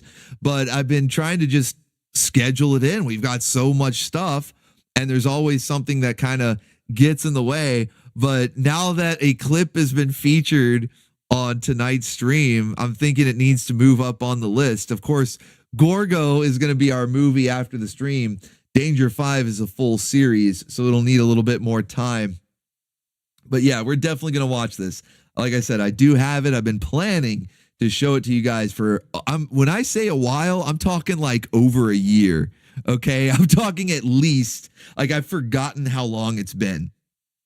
Okay, that's how long I've been sitting on this one. It's been at least a year that I've been wanting to show this, and it's just sort of slipped through the cracks here and there. But we're gonna get to it. It's moving up on the list. Okay, it's moving up on the list now.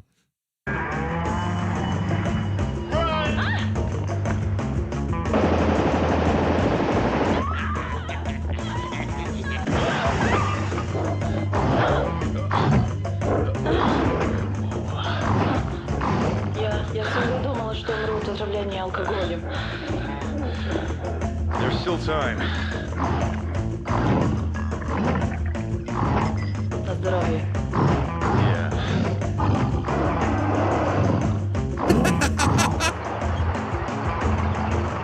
The giant lizards of the Third Reich. Holy shit, man. Yeah, so I think that the Baconeers would enjoy Danger 5. You know, call it a hunch. You know, just intuition. You know, just a weird feeling I got that, yeah, I think the Baconeers would enjoy Danger 5. So I'm gonna move this one up the list. It's been sitting on the list for over a year. It's about time we get to it anyway. But yeah, I'm definitely moving it up now. For sure. All right, thank you. Who sent that one in? That was Kakarot. Thank you, Kakarot. Excellent stuff. All right, Token Robot is up next. Token Robot says that this soundtrack almost goes as hard as Mega Man 2. That is a statement right there, because Mega Man 2, one of the greatest, if not the greatest video game soundtrack ever. So let's see what possibly could rival it. What could possibly rival it here?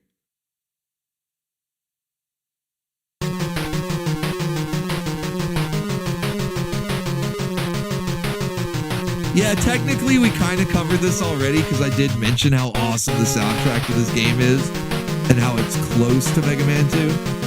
Doesn't mean we still can't jam out to this song though.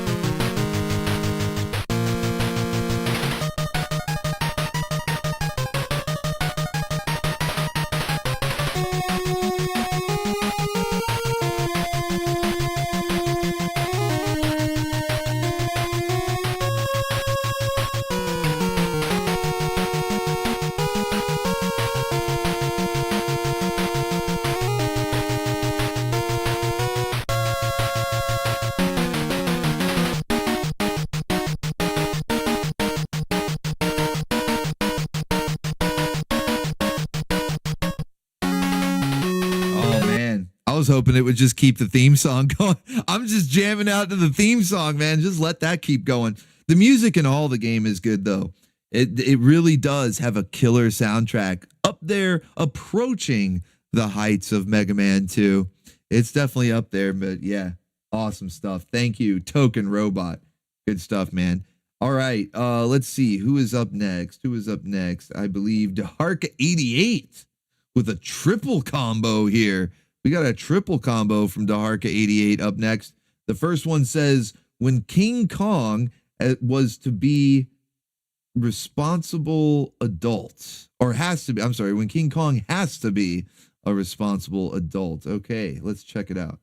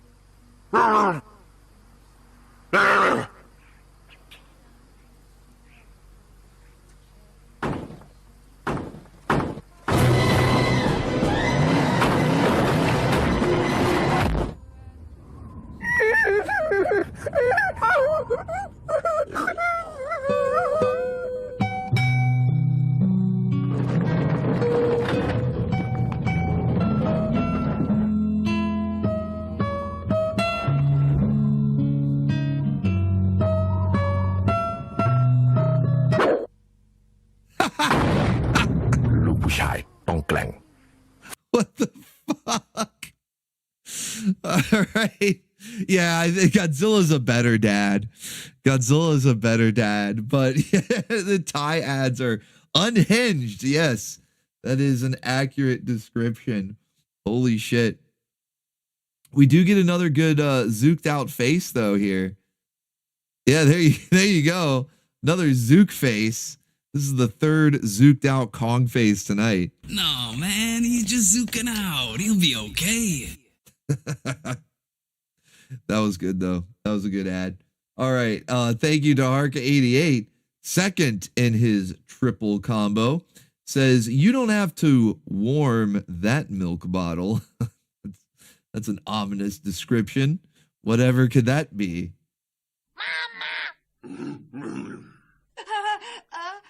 Whoa, buddy.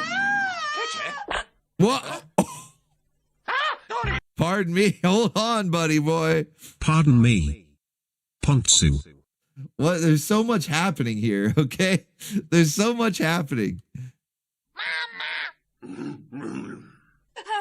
So her shirt says milk.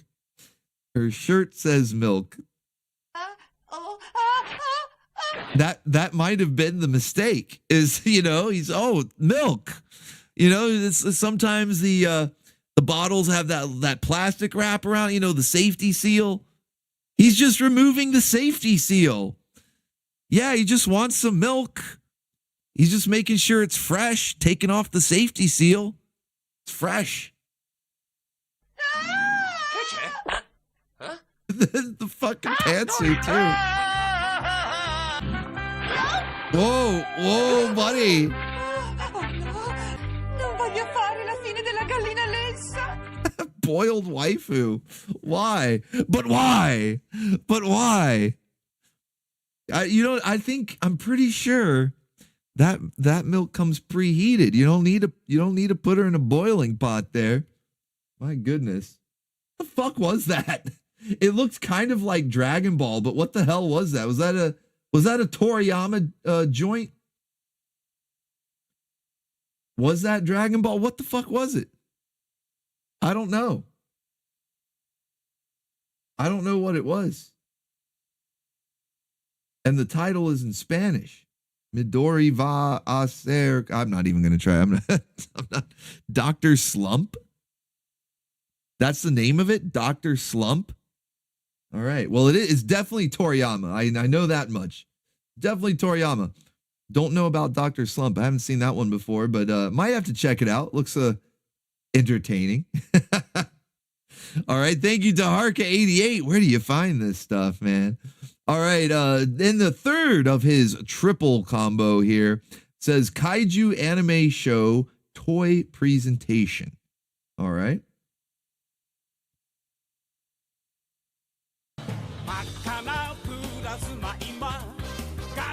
Oh, hell yeah. Wait, is that Go Danner? That's Go Danner, isn't it? I know that theme song.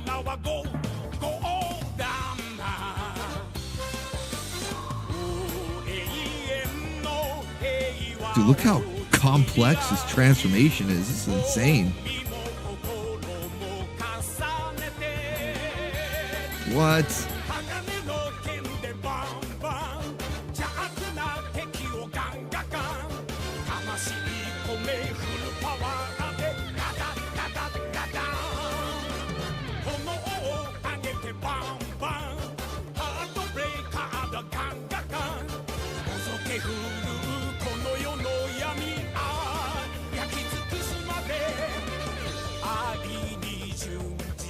That has to be one of the most overly complex transformation I've ever seen. Yeah, the transformation was transforming. Like mid-transformation, it started transforming again.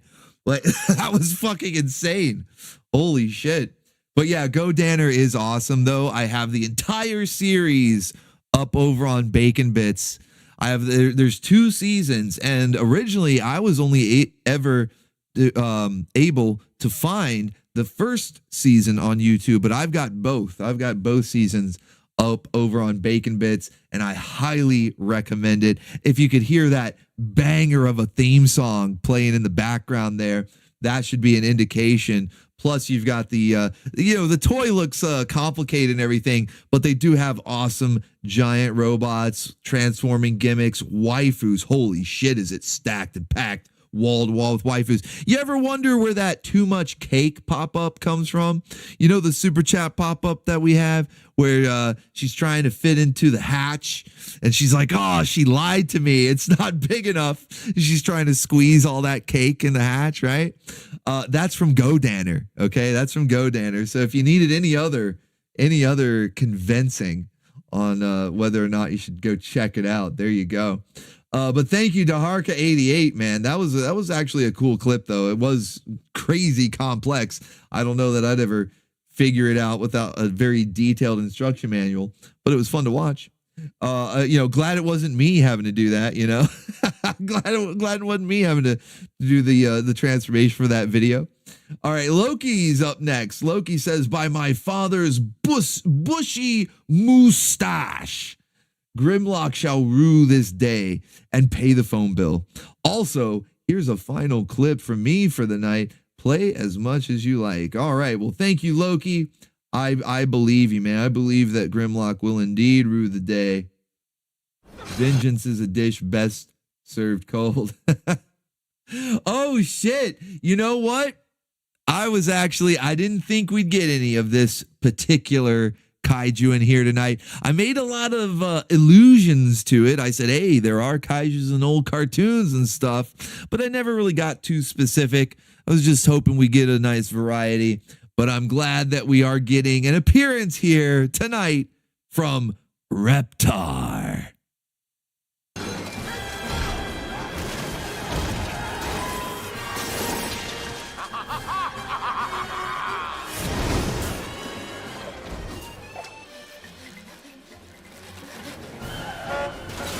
I'll have your babies for lunch, but not without the proper sauce. You want a piece of me, Sluggy? Move over, Pipsqueak. I'll show you how it's done. Nasty. Yeah, Reptar from the Rugrats. Now, this is obviously one of the movies, Rugrats in Paris, but the show, Reptar was all over the show. He was like their favorite thing to watch, and the little Reptar plushies that they would fight over and stuff like that. And it was, even as a kid, like even as a young bacon bit, I recognized that it was a clear sort of parody, or maybe even homage, you could say, to Godzilla. And they had Reptar on ice. they had so many crazy things going on, because Reptar, it was funny because in the Rugrats universe back then, Reptar was as popular as Godzilla is now, you know, because Godzilla was a little bit more niche back when Rugrats was airing. You know, you had what was it, the Trendmasters action figures.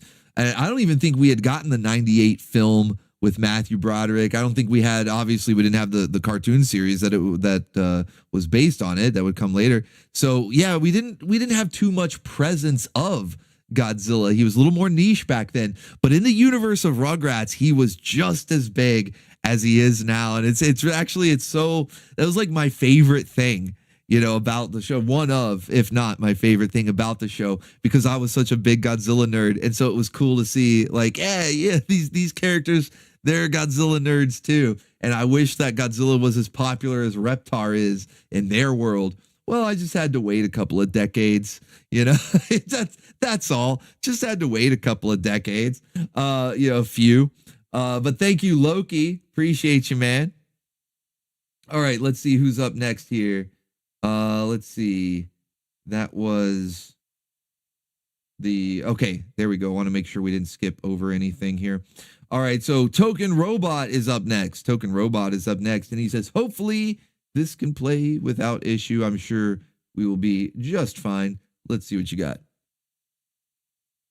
So, we wrote a song for you, a new national anthem. We took the lyrics straight from your finished folklore book of necronamic spells.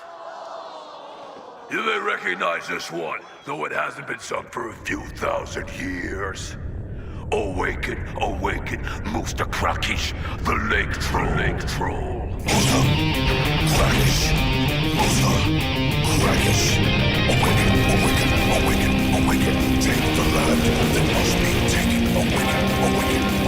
Awaken, devour worlds, smite, forsaken, rise up from your bounds and you're free. Bring forth from your grave, eternally. I command you to rise, and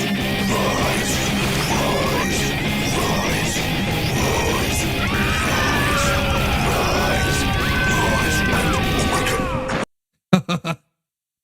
Metalocalypse. Kind of forgot about this one. You know, I didn't expect to see Metalocalypse tonight, but hey, we got it all. There's been kaiju everywhere. Yeah, run from the away. Now we need some bat metal now. But thank you, Token Robot. All right. Let's see. Up next is Crossfire. We got a double header here from Crossfire, 2 back-to-back. This first one says Kaiju Night.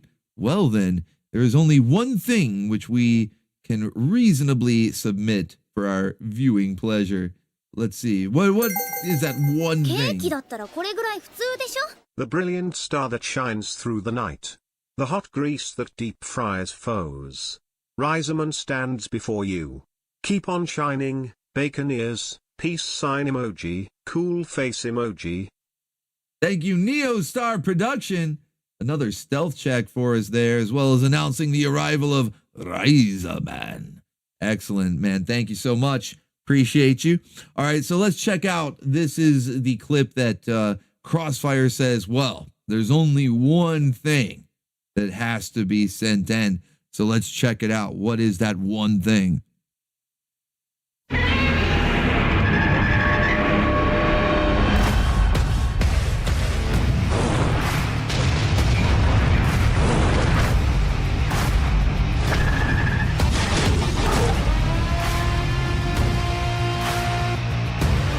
Wait, this is getting a remaster?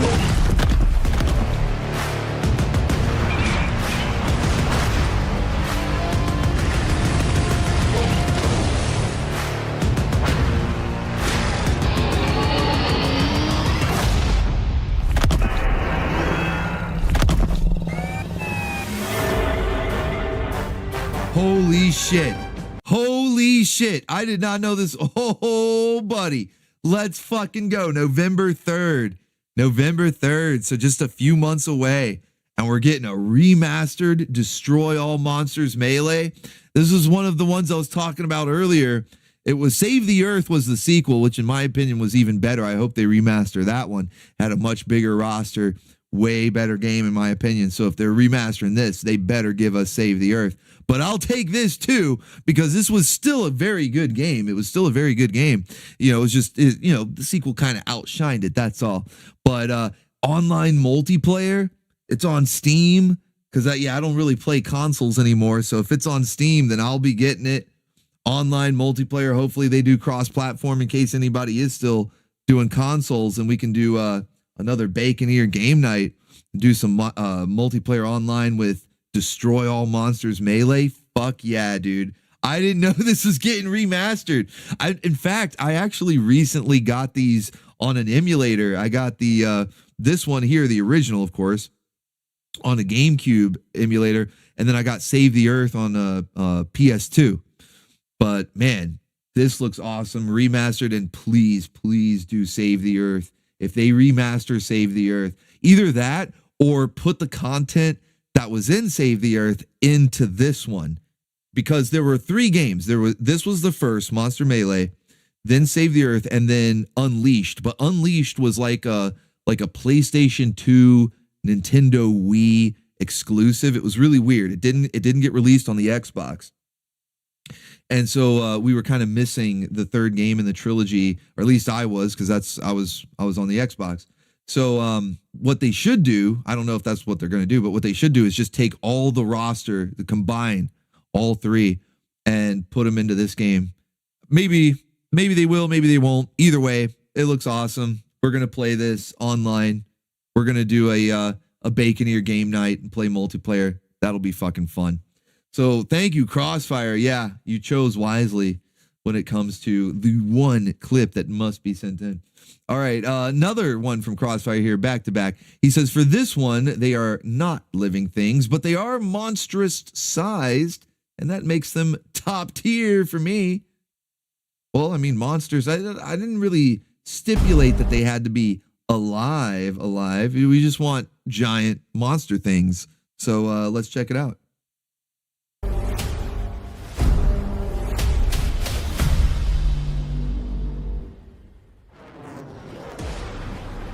Earth Defense Alliance has launched a series of coordinated strikes against chosen military installations all across Sanctuary. In response, Grand Legate Aurelia of the Chosen Protectorate has condemned the attacks as an unparalleled act of terrorism, vowing The world is full of fear and uncertainty, leading us all to ask, what happens next?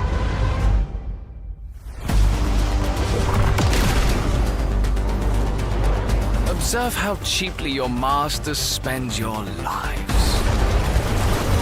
I want you focused. I want you fearless.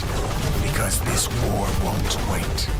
Collateral damage on the Dyson Sphere itself is estimated to be the highest ever since construction began.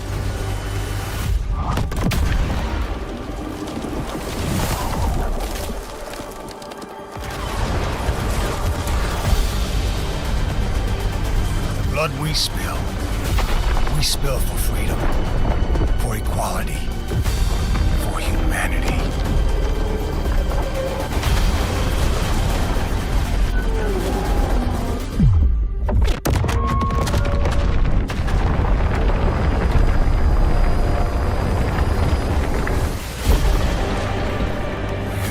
cannot understand what you have done, Hound. I see how this ends. Irrevocable structural damage. Chaos. Unending. Sanctuary will burn.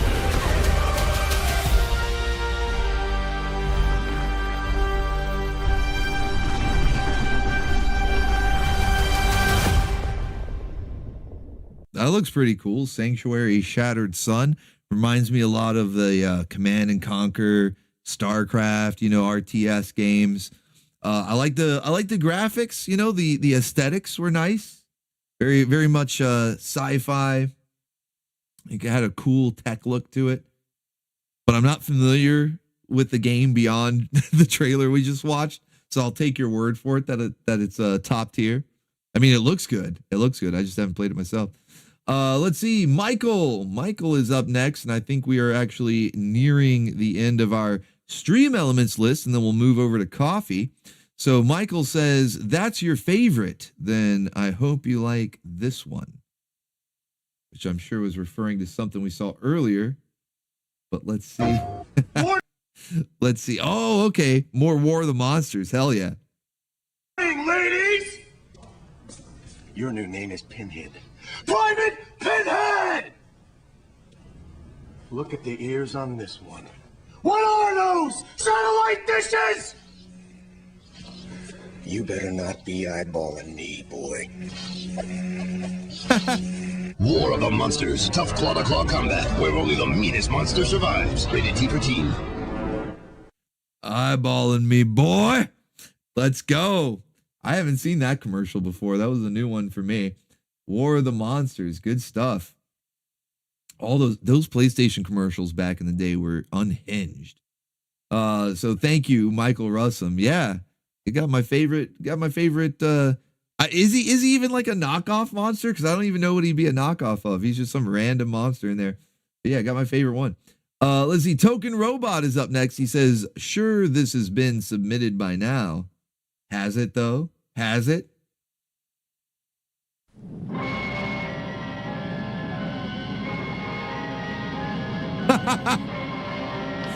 What? Why hasn't it, actually?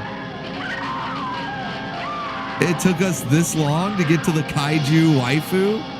The kaifu?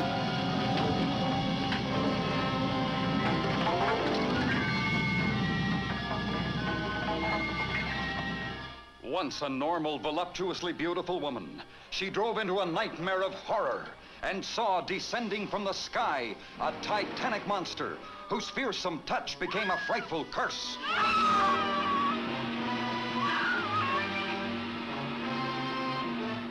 You think I'm drunk, don't you? All of you! I'm not drunk! I'm not! You've got to believe me. Please. It was right in the middle of the highway, 30 feet tall. Once she's in the booby hatch, throw the key away. That'll put you in the driver's seat. You'd make a wild driver, Harry. With $50 million. What she saw was beyond belief until others, too, faced its hideous, uncontrollable menace.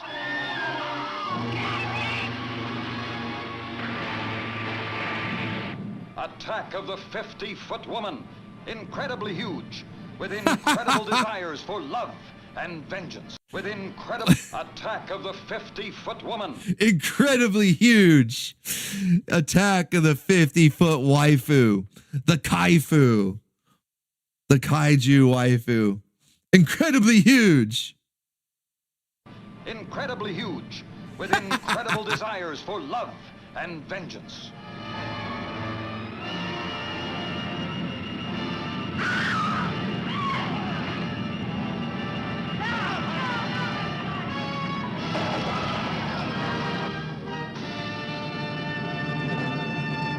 Holy shit. Holy shit. She's gigantic. The only thing I think of when I see this is, you guys know the Squidward? It's like the meme of Squidward where his face has been flattened. It's like Let me see if I can find it. Hold on. Because it's too perfect when you have the giant waifu. When you have the kaiju-sized waifu. It's like the perfect image. Let me see if I can find it real quick. So good. Oh, man. Do I not have it? I thought I had it saved somewhere. It's gotta be around here somewhere. Gotta be around here somewhere. You know the one I'm talking about, though, right? You guys know the one I'm talking about, right? I don't know. I don't know where it is. I thought I had it. It's a good meme. It's a funny meme. But oh well. All right. Thank you. Attack of the 50-foot woman. I think we're gonna need to add that. Why is the screen freaking out? There we go. We're going to add that to the watch party playlist as well. Let me close a few of these tabs. A whole lot of tabs open. We got quite a few things, a lot more than I expected. I knew we'd get some new stuff added to the watch party playlist, but it's like almost basically every clip that hasn't been a video game. Basically every clip that wasn't a video game so far has been a new addition to the watch party playlist. So not bad. Not bad at all. You guys are doing great. All right, let's head over to coffee. Those are the stream element clips that we have so far. So let's go over to coffee. And it looks like we got a good list over here. Doing a quick scroll, I see T-Bone, Duo Maxwell, Brazzle, and more from T-Bone. A lot from T-Bone. A lot from T-Bone. Let's go.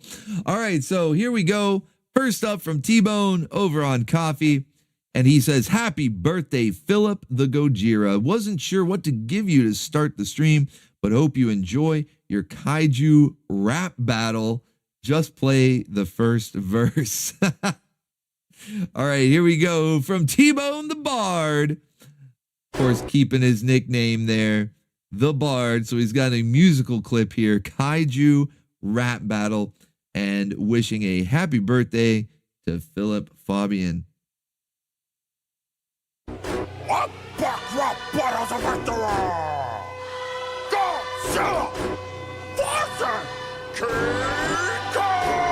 From the depths of the sea, the king of the monster to you up, dog. This code's getting conquered. I roll with Rodan, Mothra and the homies. From a social crime, they use her seem lonely. Your only friend is a damsel in distress who cringes while you slip on a ripped off dress. You're a sin pansy on the lips like a thunder. When I'm crushing on a girl, it means a foot she comes on. You're pathetic with the humans entering their abuse. Getting chained up and roofied on some goofy berry juice. I eat up a whole city like some Tokyo play. You get spoon fed hot red like here comes the airplane. I've been dropping off the Empire Field.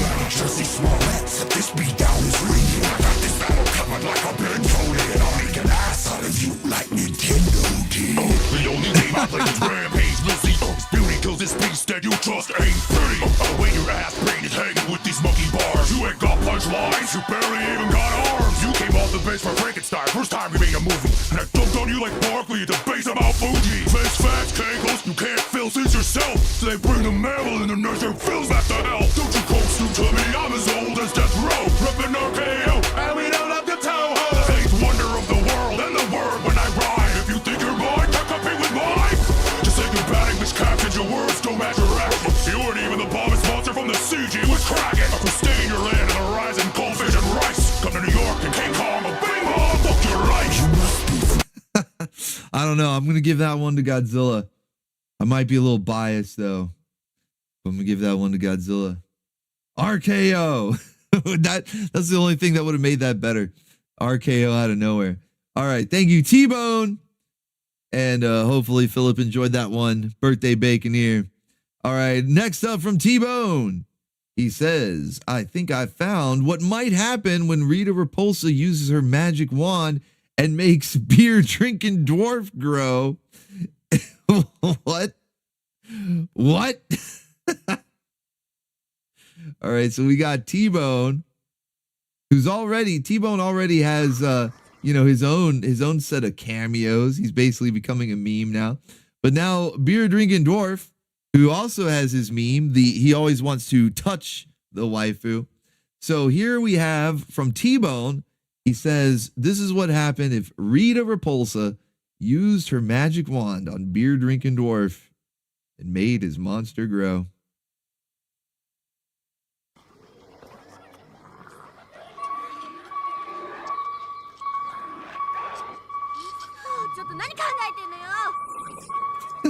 Oh, buddy. Oh, buddy. The slurp.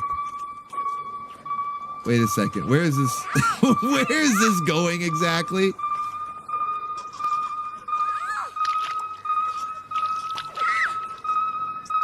It's like danger, danger.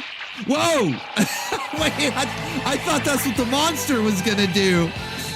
She did. She just asked, like, no, I got this. Don't worry about it.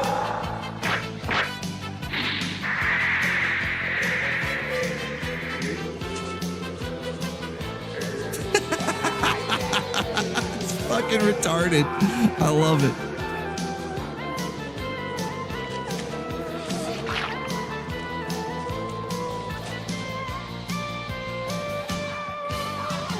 Holy shit. Holy shit.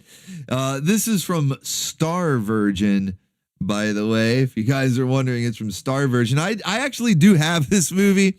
Can't really pretend like, oh shit, I have no idea what's going on. Full disclosure, I do have this movie, so we'll have to watch this one in OB. No, it's not. It's not one of those, okay? Like they clearly want to make references to that, you know, little jokes here and there, but it's very much meant to be sort of a like a parody on giant monster, magical girl, you know, it's a whole like genre, multiple genres even, that they are riffing on in this movie. But it's fucking hilarious though. It is really janky. The special effects and everything is pretty fucking funny. So yeah, we're gonna have to do that one. We're gonna have to do a watch party. Thank you, T-Bone. Appreciate you, man. Let's see. We have next from T-Bone. T-Bone doing his own ultra combo over here on coffee. Let's fucking go. Yeah, Toku Sunday. You know what? That would technically fit in with Toku Sunday. So we could put it in the lineup there, or we could just schedule a watch party, like a Friday night movie. Kind of depends on how many people would be interested. If it's like a few people, basically the same crowd that shows up for Toku Sunday, then yeah, we'll just throw it in the lineup. But if it's like a lot of the Baconeers, those that may not even normally show up for Toku Sunday, are like, I'd check out this jank though. Well, then we'll do like a Friday night movie or something out of it. All right, but next up from T-Bone, he says, one of my favorite niche Toku that we saw last year during the Toku themed channel surfing, wanted to get my favorite monster waifu scene in battle. I'm sure it's gonna be battle. They're definitely just fighting, right? Right, T-Bone?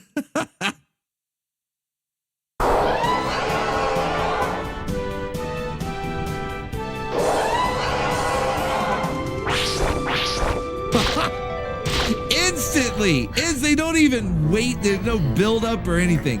Instant tentacles.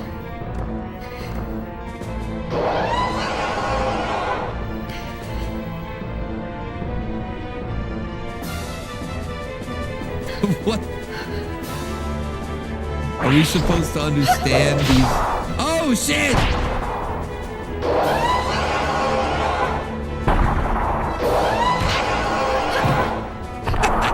Yeah, hit him again. Yeah. It's funny because like they're like, you know, it's just a giant rubber suit. You can just hit it. You know, you can just punch it as hard as you want. You're like 90 pounds soaking wet, okay?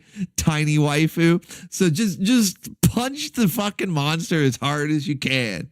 Little waifu punches there. Oh man, hilarious. But yes, that is from Mighty Lady. That's the name of the series, The Mighty Lady. And it's basically, as you could see from that clip, it's just giant waifus fighting giant monsters in jank. That's really all you need to know. giant waifus, giant monsters, and jank. And T-Bone loves it, okay? That is like T-Bone's favorite. It is funny though. It's kind of like Star Virgin, the clip we saw earlier. I don't know if they actually try to be quite as like funny about it. It's more so they're like, yeah, we know it's cheesy. We're just gonna make it cheesy. But it's fun. But thank you, T-Bone, for that one. All right, let's see what's up next is another from T-Bone. Like I said, man, he's got his own ultra combo going on over here on Coffee.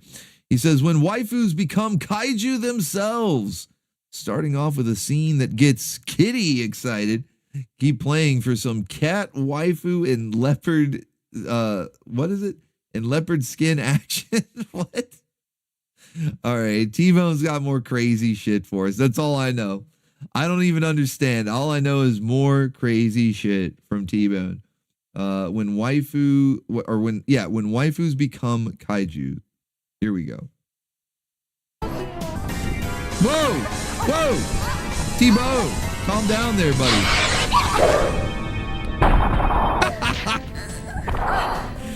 Dude, imagine that brawl landing. It would like give somebody a concussion. That's insane.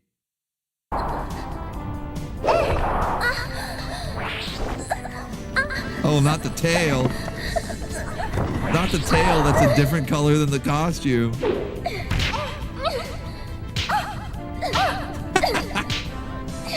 Every wife's fatal weakness, clapping in front of their face. They hate that. It's like poking the fish tank. You know, the fish hate that. You know, waifus they hate when you clap in their face like that. Oh my goodness. So of course, more Mighty Lady from T-Bone. I had no idea what was going on at the beginning of that clip there. I thought they were already transformed into their knockoff Ultraman suit by the time they become giant size, but apparently not. Apparently not. You can have giant waifus when they're giant pantsuit, I guess, raining down upon the city. So thank you, T-Bone. All right. Next up from T-Bone. We're just on the T-Bone train. He says, I found Master Kraken getting into some Mighty Lady action in this behind the scenes clip. All right. Behind the scenes of Mighty Lady. I'm detecting a theme here. I'm detecting a theme with T-Bone's clips.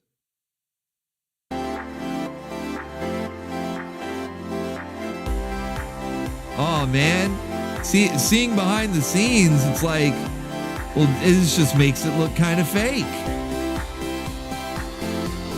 You know, it just makes it seem kind of fakey. You're telling me they're just in a pool this whole time? They weren't actually in the ocean?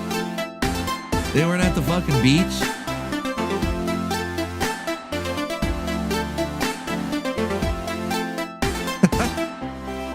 This isn't even like behind the scenes or anything. This is Kraken's home video. Somebody mistook Kraken's home video with behind the scenes of Mighty Lady. And that's what T-Bone found.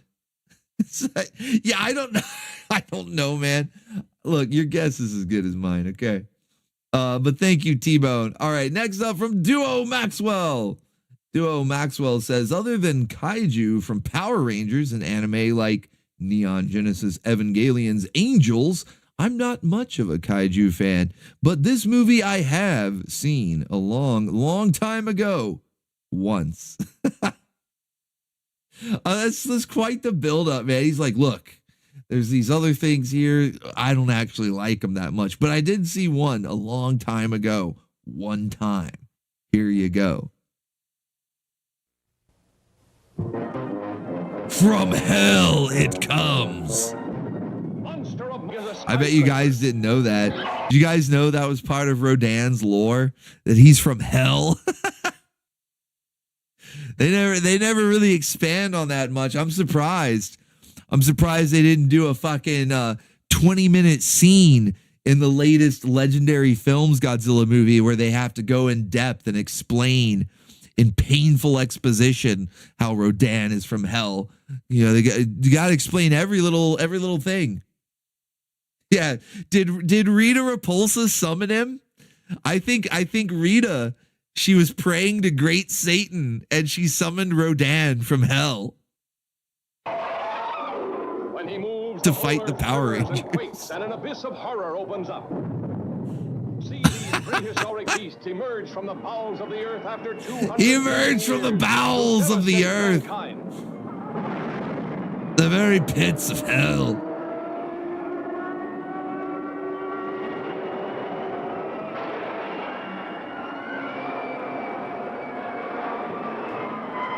Now, is this where they call him Rodan or Radon? Supersonic jets cannot catch him. Rockets cannot stop him.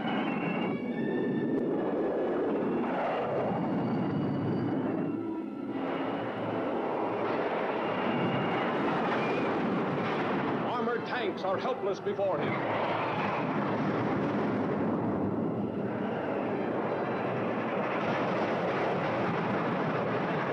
Even guided missiles are powerless. See Rodan destroy a modern city, leveling it to the earth with a killing airstream of his mighty wings.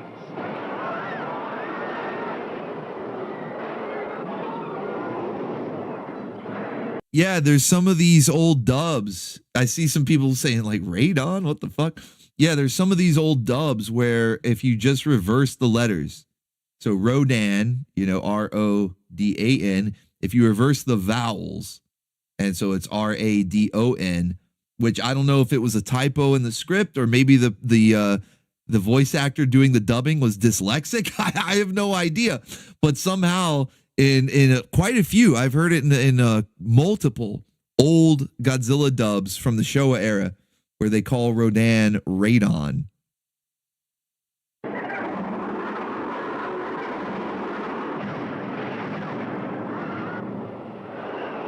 Nothing can stop him.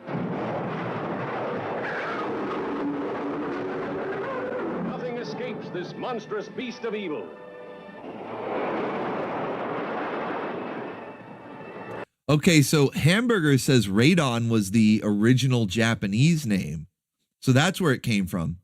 So, okay, that makes sense. That makes sense. So Radon or Radon, that was the original name. And then I guess we decided Rodan sounded cooler. And so we switched it around for the English dub. All right, that makes sense.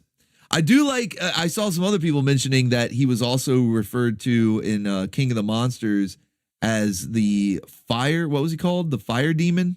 Fire demon, the fire demon in King of the Monsters, yeah. And then later on in the Heisei era, I believe it was the Mechagodzilla movie of the Heisei era, Rodan is in there and he becomes Fire Rodan. That's what they refer to him as Fire Rodan. He has sort of a like a Super Saiyan moment where he upgrades and ends up, well, I don't know, spoilers, I guess, if you haven't seen the Heisei era Mechagodzilla movie, but he ends up sort of like sacrificing himself and Godzilla absorbs his power, and that's where he gets the red spiral ray, you know, the atomic breath when it turns from blue to red at the end of the Heisei. It actually comes from him absorbing Fire Rodan. So yeah, some cool stuff. Radon. I'm gonna start calling him Radon. If that was the original Japanese name, you know, we gotta go with the original. Poop breath. But thank you, Duo Maxwell. All right, T-Bone, he's back with more. He's got from the 2010s Neo Saban era of Power Rangers. This monster plays music to mesmerize Power Ranger waifus. Sounds like a Baconeer. Let's see who it is. No way. It's bagpipes. Let's go. It's bagpipes.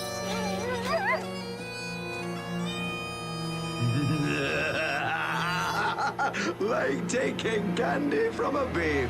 Back off! What did you do to my bagpipes, you metal monstrosity? That's the worst music I've ever heard, and my cousin is a broken jukebox. Ah, you uncultured swine. Where's the was it the blue RPM Ranger? Where was it where he's like, I'm Scottish? Where's he? He needs to be in this battle. Yeah, she was mesmerized by the bagpipes. They have that effect, man. Bagpipes are powerful. But thank you, T-Bone. What season was that? I don't recognize that. I didn't watch much of Power Rangers after, was it Samurai? I think Power Rangers Samurai was like the last season I watched. So that's got to be one of the newer ones. Yeah, I'm Scottish. The robot is gay. Wait, that was Ninja Steel? Okay. Loki, you're heading out? All right, man. Hey, thank you for the big support tonight. Are you still Stream Boss right now? You are still Stream Boss right now, and you're probably going to hold on to Stream Boss as we near the end of the show here. So thank you again, and congratulations on winning the title for tonight. You take care, buddy. All right, T-Bone is up next, and he says, playing from the beginning, the Pink Ranger getting mesmerized and wrangle zoned from the classic Saban Power Rangers using footage fans know as the Zyuranger 2 Japanese footage. Why is U2? So I've never heard it described like that, but let's check it out. With jealousy, Pink Ranger! Look at me! Gaze deep into my eye! Hey, wait! What's happening? I can't think straight. Hey, where am I? Your jealousy has driven away your friends, Pink Ranger! Alone you shall now be destroyed! I don't think you know who you're dealing with. You talk, but let's see him deal with this! I hear mention of jealousy. Was the Pink Ranger chowing down on some Frosted Flakes? It looks like she's zooking out right now. Right now, she's in the vapor zone and she's zooking out. But was there mention of jealousy? Is there an episode of Pink Ranger Frosted Flakes? I'm gonna have to hunt this one down. We might get this one in a Saturday or two.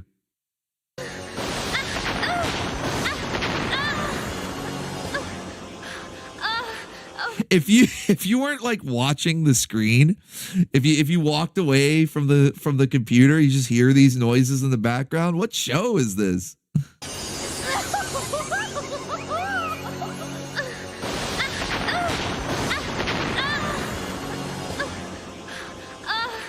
This pollen burns.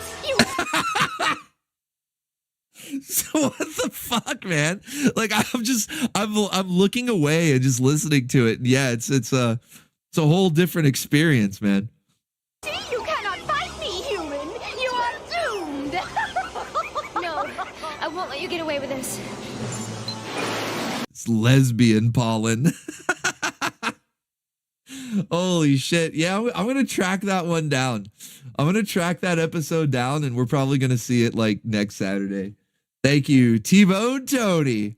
Pink Ranger getting mesmerized, pulled into the vapor zone, chowing down on Frosted Flakes. There's phrasing. It's got it all. So yeah, I'm tracking that episode down. Let's see. Next up is from Duo Maxwell. He says, I don't know which one is best. Shin Godzilla's orchestral music heard here by Shira Sagisu, or Legendary Pictures getting Godzilla right, seen here after Zilla's 1998 screw-up. Sounds like an interesting comparison. I will say, though, the Shin Godzilla music is fucking epic. Like holy shit. Not even just among Godzilla movies, like all movies, just cinema in general, like all soundtracks ever, Shin Godzilla ranks up there.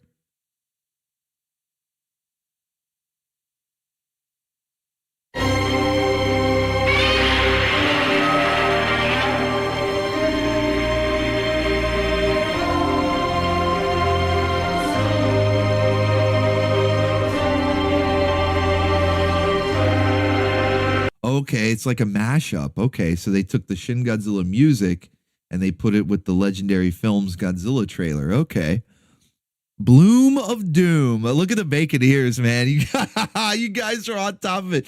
T-Bone's coming in. He's like, it's early season 2. Neostar says, I've got this on VHS. It's the Bloom of Doom. And then Andrew says the episode title is Bloom of Doom. So multiple bacon ears making sure that we get that episode. Glad I'm not the only one that wants to see what happens there. You know, what exactly goes on with Kimberly in the Wrangle Zone? We're going to find out. Got the bacon ears on top of it. They already found the episode. You guys are awesome.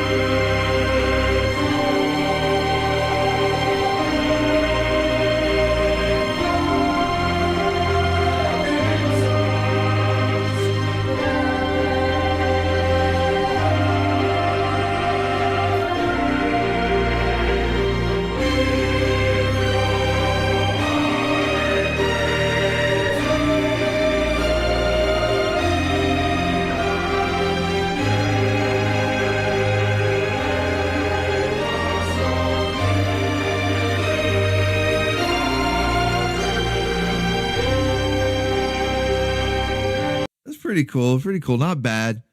I still prefer Shin Godzilla. I know that the Godzilla design, like Shin Godzilla himself, is kind of janky. I won't deny that. But the movie kicks ass. And the soundtrack is fucking awesome. So, gotta love it. Retro Ryu enters in Bloom of Doom for later tonight for reasons. Chaos Mage says, Trini's club is getting more members, and Kimberly is thinking that she's getting ignored. Oh, okay. That's still Frostiflakes, because that's like bacon ears saying, well, I'm Team Trini, I'm Team Kimberly. You know, we do that a lot. You know, Team K, Team Yuri. You know, so I'm Team Kimberly, but I know there are a lot of bacon ears out there that are Team Trini. And so that episode actually sounds even funnier now that you've got more bacon ears signing up to join Trini's club. Basically, there's too many people on Team Trini, and Kimberly's feeling Frostiflakes over it. I love it. We're definitely gonna watch that. That sounds awesome. All right. Thank you, Duo Maxwell, for the Godzilla clip though. With the music and the trailer there. Still pretty cool. All right, let's see who is up next here. Brazzle says, oh, no link here. He just says, I was late, caught up with Project Zomboid, but I'm here now and doing my part. No link for me. Well, thank you, Brazzle. You are indeed doing your part. Thank you for that big dono, actually. Big dono on coffee from Brazzle. Thank you so much, man. Much appreciated. Let's see. Duo Maxwell is up next. He says, Evangelion Unit 1 may have fought off the Angels, kaijus in their own right, but how will it and Shin Ikari fare in battle against Godzilla himself and King Ghidorah? I don't know. They're probably screwed. But let's see.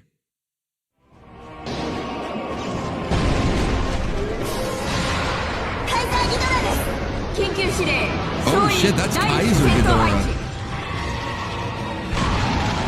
So that's actually Kaiser Ghidorah. You can tell by the 4 legs. There's a bunch of different Ghidorahs. They're not all just King Ghidorah. So King Ghidorah is the original gold, 3 heads, 2 legs, no arms, wings, and 2 tails, right? But then notice how this is a 4-legged. He's still mostly gold, but let's see if we can get a better. Yeah, you'll notice he's got like some black detail on there as well. And the wings are kind of a different shape than King Ghidorah's are classically. And that's how you know this is Kaiser Ghidorah, the one that showed up in Final Wars. His one and only appearance in Final Wars was Kaiser Ghidorah. So that's who we see right here. And then in Rebirth of Mothra, we see Death Ghidorah. Death Ghidorah also has 4 legs, but is not gold and has even tinier wings. He's kind of like a charcoal gray, and he has flamethrowers instead of the usual gravity bolts that Ghidorahs hurl from their 3 heads. It looks like the lightning, right? They call them gravity bolts in the Godzilla universe. The Death Ghidorah has classic fireballs. They literally put a blowtorch inside the suit. It looks pretty insane in the movie.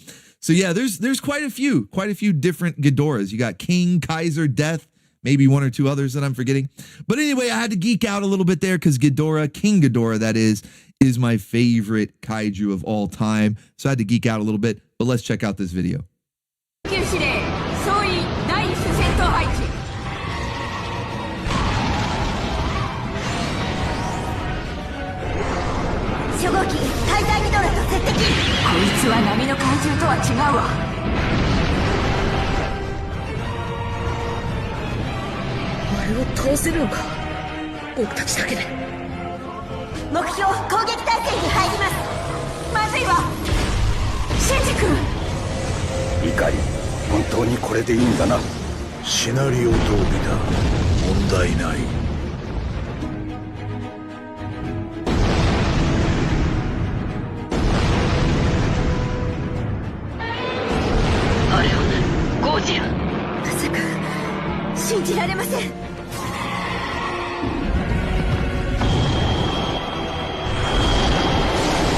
Oh shit!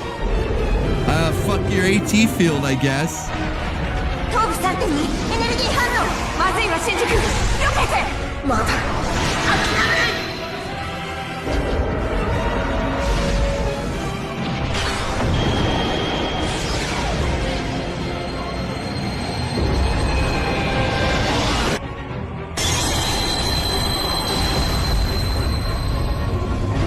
So is Kaiser Ghidorah supposed to be an angel here? Because I noticed he's got one of the cores there and obviously an AT field. So are they treating Kaiser Ghidorah like an angel? That's kind of crazy. And then you've got Shin Godzilla. This is like a really interesting mix here. You got Kaiser Ghidorah from Final Wars. You've got Shin Godzilla. Then Evangelion Unit 1. Who else is he showing?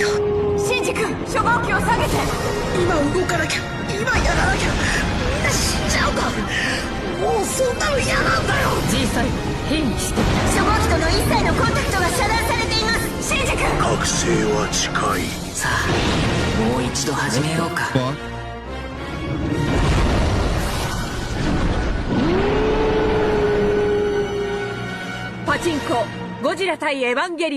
Holy shit, that looks awesome.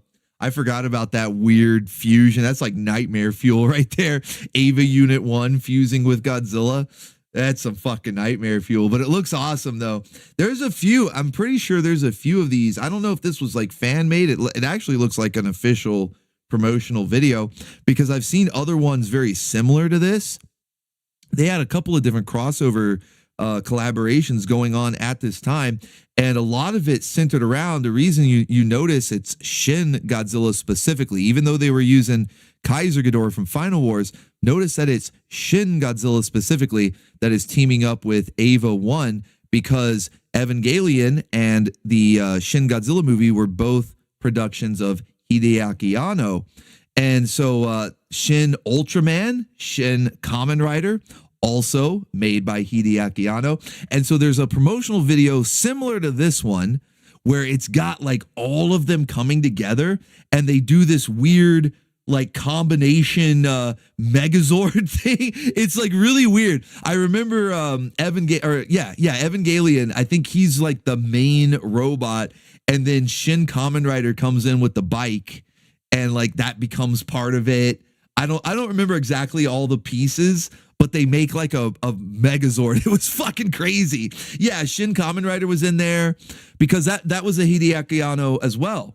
He made that movie because he grew up on all this stuff. He was a big fan of Ultraman and the original Kamen Rider and all that.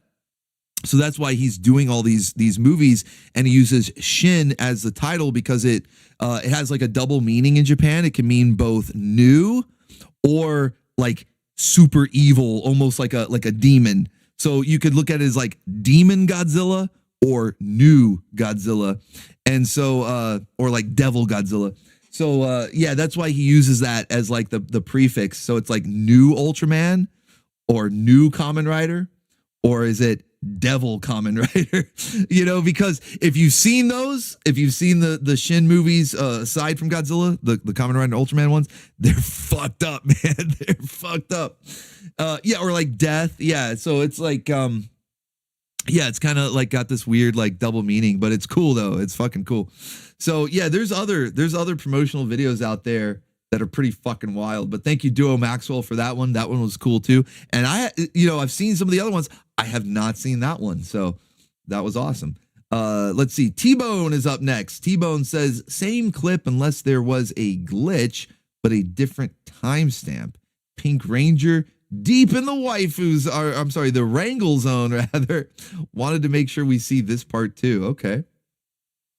As if I needed more convincing to use that episode in a Saturday morning lineup, you know? Like I'm already convinced. But I guess just in case, we'll see a little bit further on into that scene.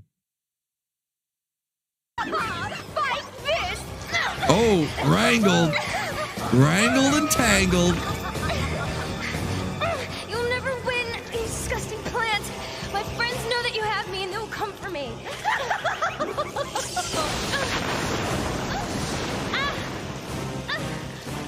You have no friends. Your jealousy put an end to them. You have no friends. You had such a gigantic bowl of Frostiflakes and you chowed down. You even drank the milk when it was done. You have no friends. Why do you still struggle, human? No one can help you now.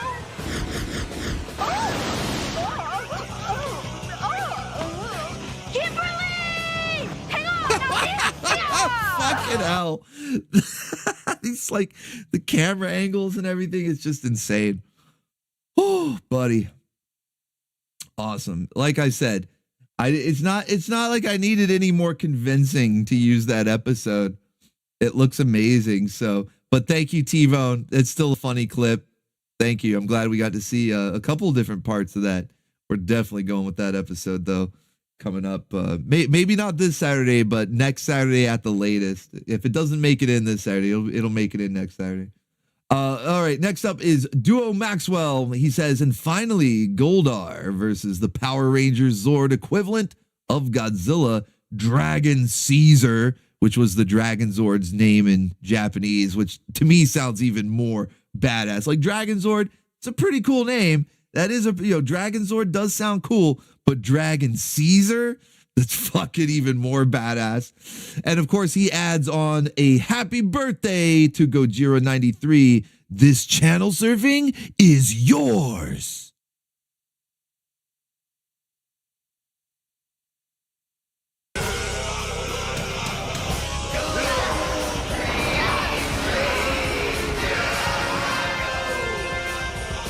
Come on, my friend. One more time.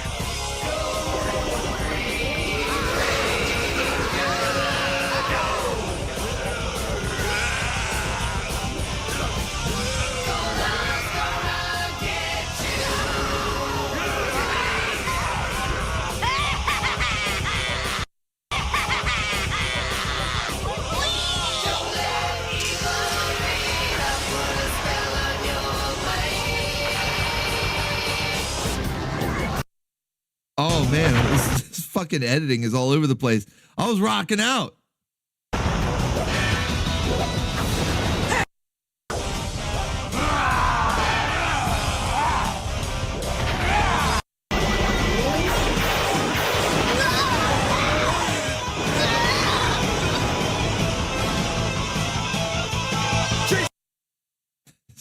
Editing is kind of trippy.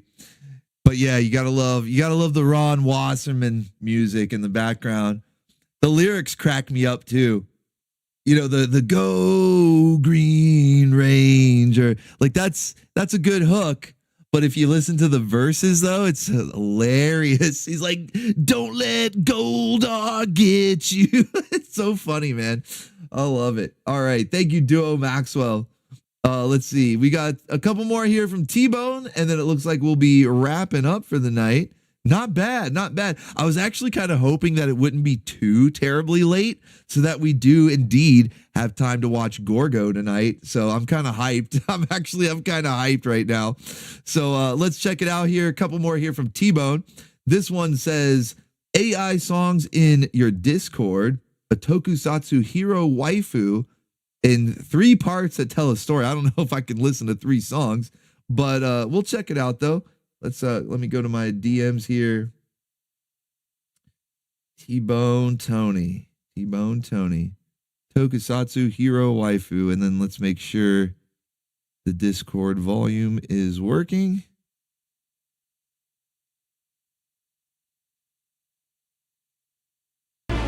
There we go.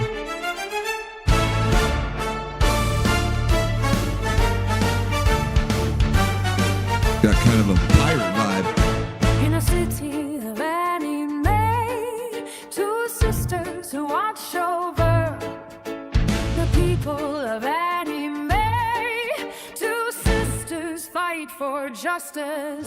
They are strong, they are tight. Monsters ready to wrangle, Monsters ready to fight. Wonder hard if Capero wins. Star Sheila, A cup sister. Big yams, thick cake. That is sexy Wonder Hard. Flat pancake, Sweet peachy, that is young Star Sheila. 19 and 18. Both sisters fighting evil group and tie. Wonder and Star Sisters save the city from hentai. They save the city from hentai. That's based. Fucking based.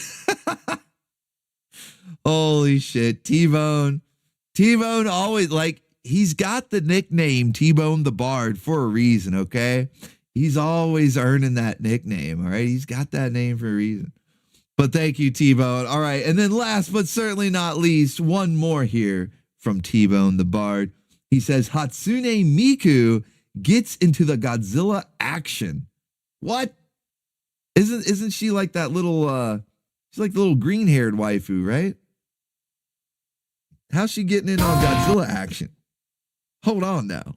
Hold on.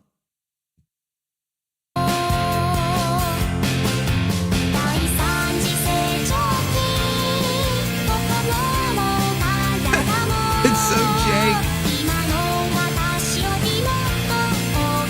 Are we sure that's Godzilla? Are we sure?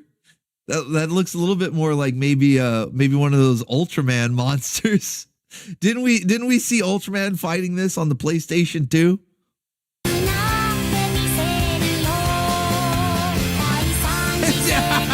She's just giant size. Doing the Chun-Li kick. Kicked him in the nuts. Godzilla's got nards. Oh no, Godzilla's got nards. Oh. She's like, yep. Job well done. I kicked those kaiju balls up into his stomach. Job well done.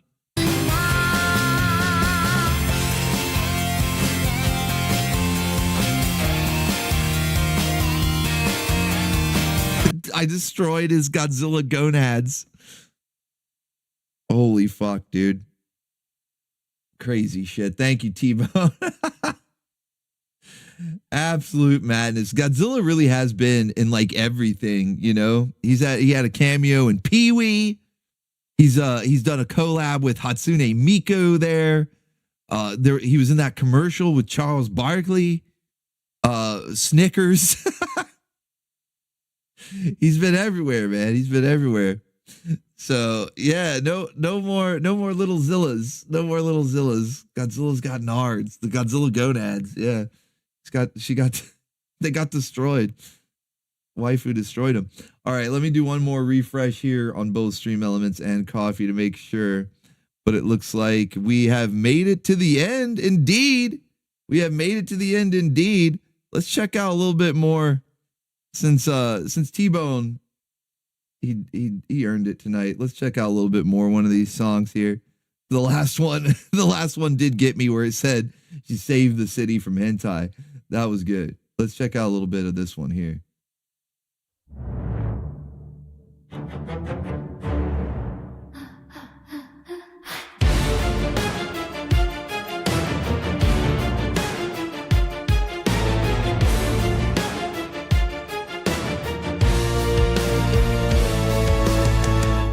Wonder waifu, I have your daughters. Come to my lair if you want both to survive. I don't know where you're coming up with these lyrics, but it's cracking me up. So the first one, we've got, she saved the city from hentai. And then the first lyric of this one is, we have your daughters. We have your daughters. It's like an ominous song, dude. It's kind of threatening. Let me hear what part 3 sounds like. I'm just curious, man. I got to know.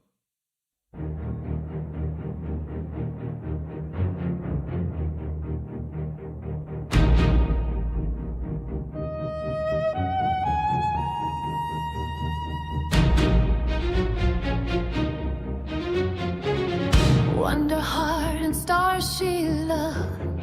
Trapped inside Miss Animal's giant sea anemone. Tentacles around naked bodies. Moaning, crying, and pleasure and distress agony. It really is. Prince of the Abyss. It really is like a Disney villain song on the Zook. You know, if you took just any Disney villain song, your average like be prepared, you know, and then you fed it a shit ton of Zook. That's the T-Bone Bard trademark right there. Disney villain songs on Zook.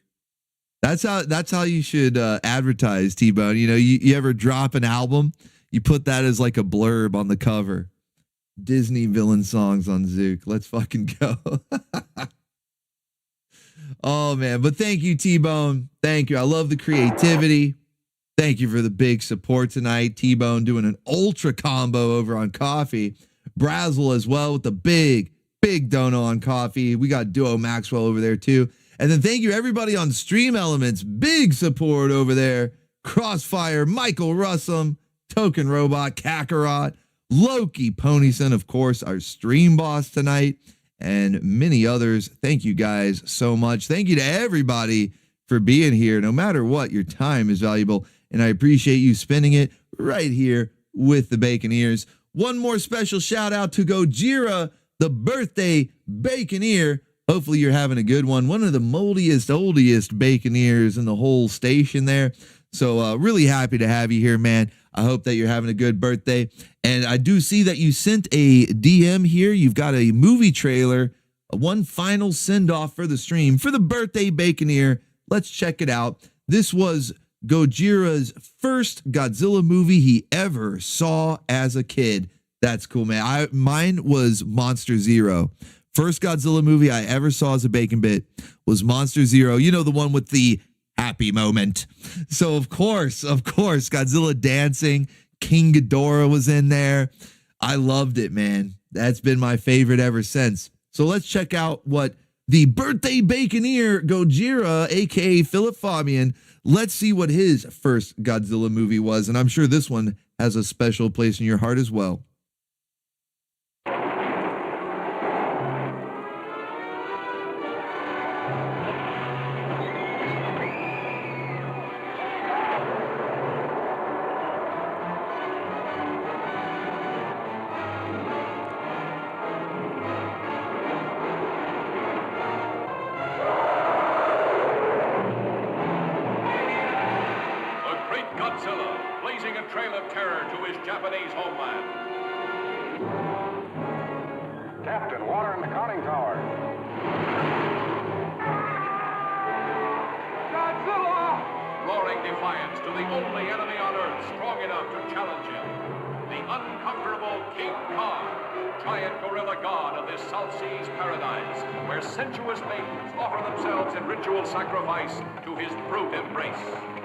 Godzilla has a brain about this size. He is sheer brute force, while Kong is a thinking animal. his brain is considerably larger, about 10 times the size of this gorilla's skull. Being instinctive rivals, there is no doubt that they will attempt to destroy one another. King Kong versus Godzilla, heading for their colossal collision, shattering every obstacle that stands between them in the most fantastic rampage of annihilation ever recorded on film. See King Kong stamp Tokyo into the ground, holding a beautiful girl in his grasp. See Godzilla destroy an entire army.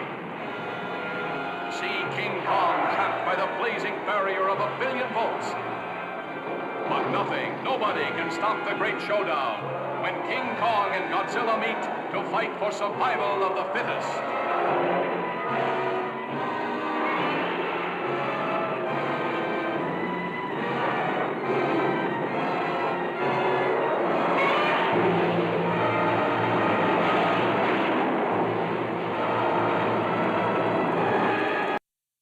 Oh man, I was kind of hoping for a big title drop at the end there, but the trailer got cut off.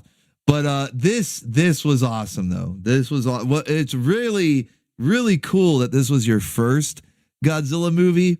Although I could also seeing it be a little bit of a double-edged sword, because like that's awesome, but then how is anything else going to hold up, at least for a while? You know, think about it. Like back then when the only thing we had were the Showa era movies. Like I remember first time finally getting the Heisei movies here in the States, and it was after, you know, they had already been out for years in Japan. So for the longest time, all we ever got were the Showa movies. That's what they would play on like TBS, you know, for the marathons and everything. It was all the old ones.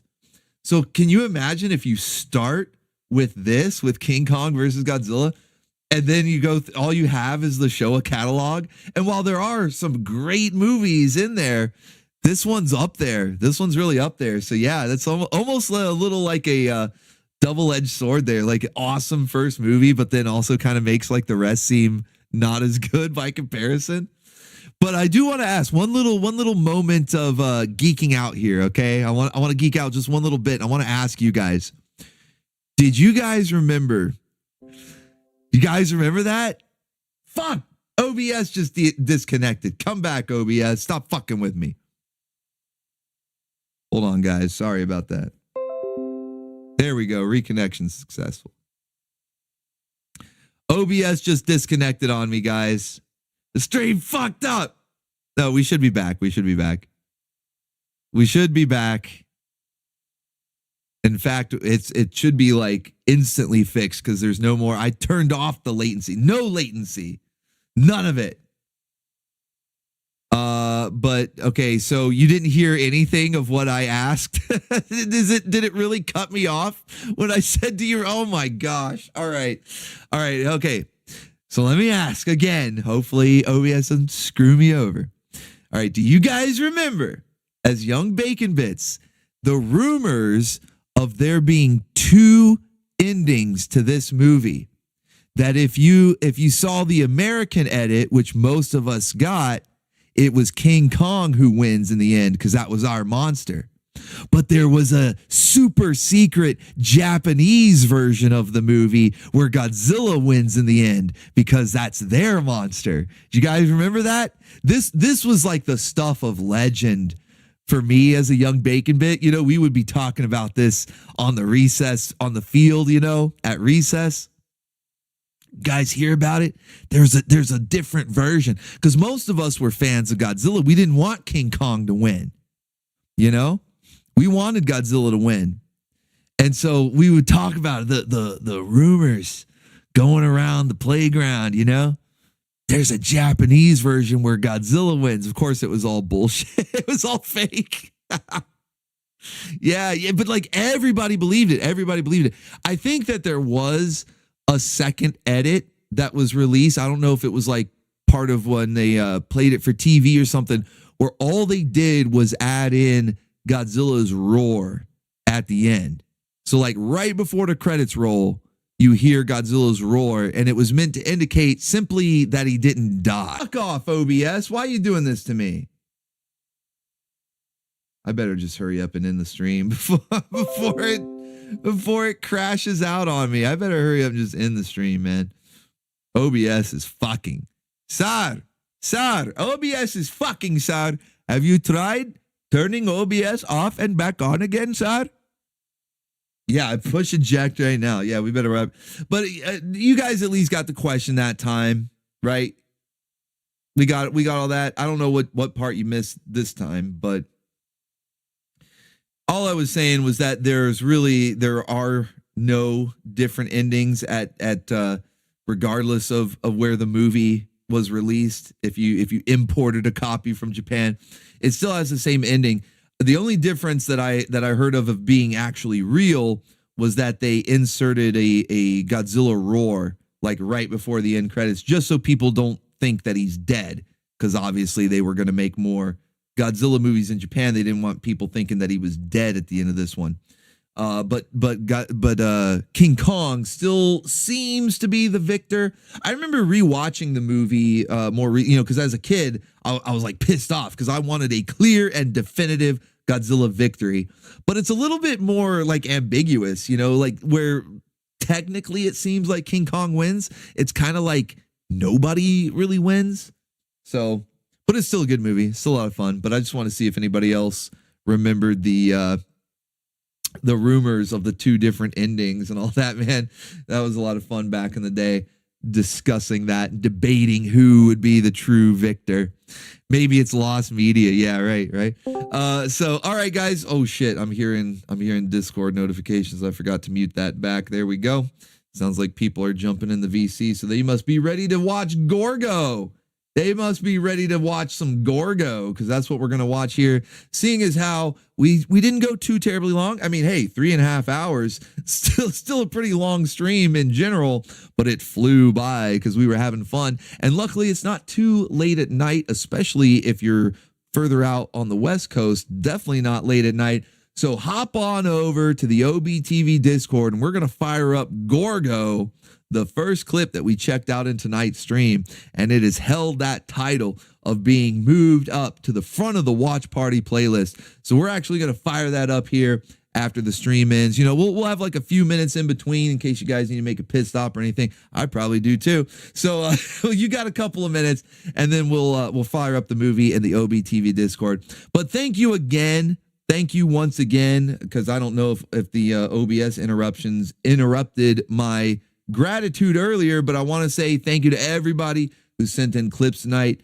Big support, much appreciated. Loki Pony Son, our stream boss, he managed to hold on to that all night after taking it over. Michael Russum did start off as stream boss with that ultra combo, very much appreciated. And then thank you to everybody for being here, each and every one of you, no matter what, because your time is valuable, and I appreciate you spending it right here with the Baconeers, the Bim Bams, the Flum Bums, the best community on YouTube. We're going to be back right here on the main channel at 9 p.m. Eastern Standard Time on Friday. It's going to be sterner stuff, kicking off the weekend like we always do. The best way I know how, kicking back, relaxing with the Baconeers, A-log and some cartoons, going over the latest memes that I've cooked up for these decades-old cartoons. And, of course, everybody's favorite segment of the week, the Waifu Roundup. So hope to see you back there for that, if I don't see you in the Discord tonight for Gorgo. And then, of course, tomorrow night at 8 p.m. Eastern, we're watching some more Justice League, the DC animated universe. We've been going through it, and we're in Justice League now. We're almost to Unlimited, actually. So we're getting through. But thank you guys. Like up the stream for me if you enjoyed the monster-sized madness tonight. Be sure to like up the stream. Catch you next time. Until then, remember. Until all is one. Yes, until all is one. Thank you for visiting me. It's been real. Tomorrow.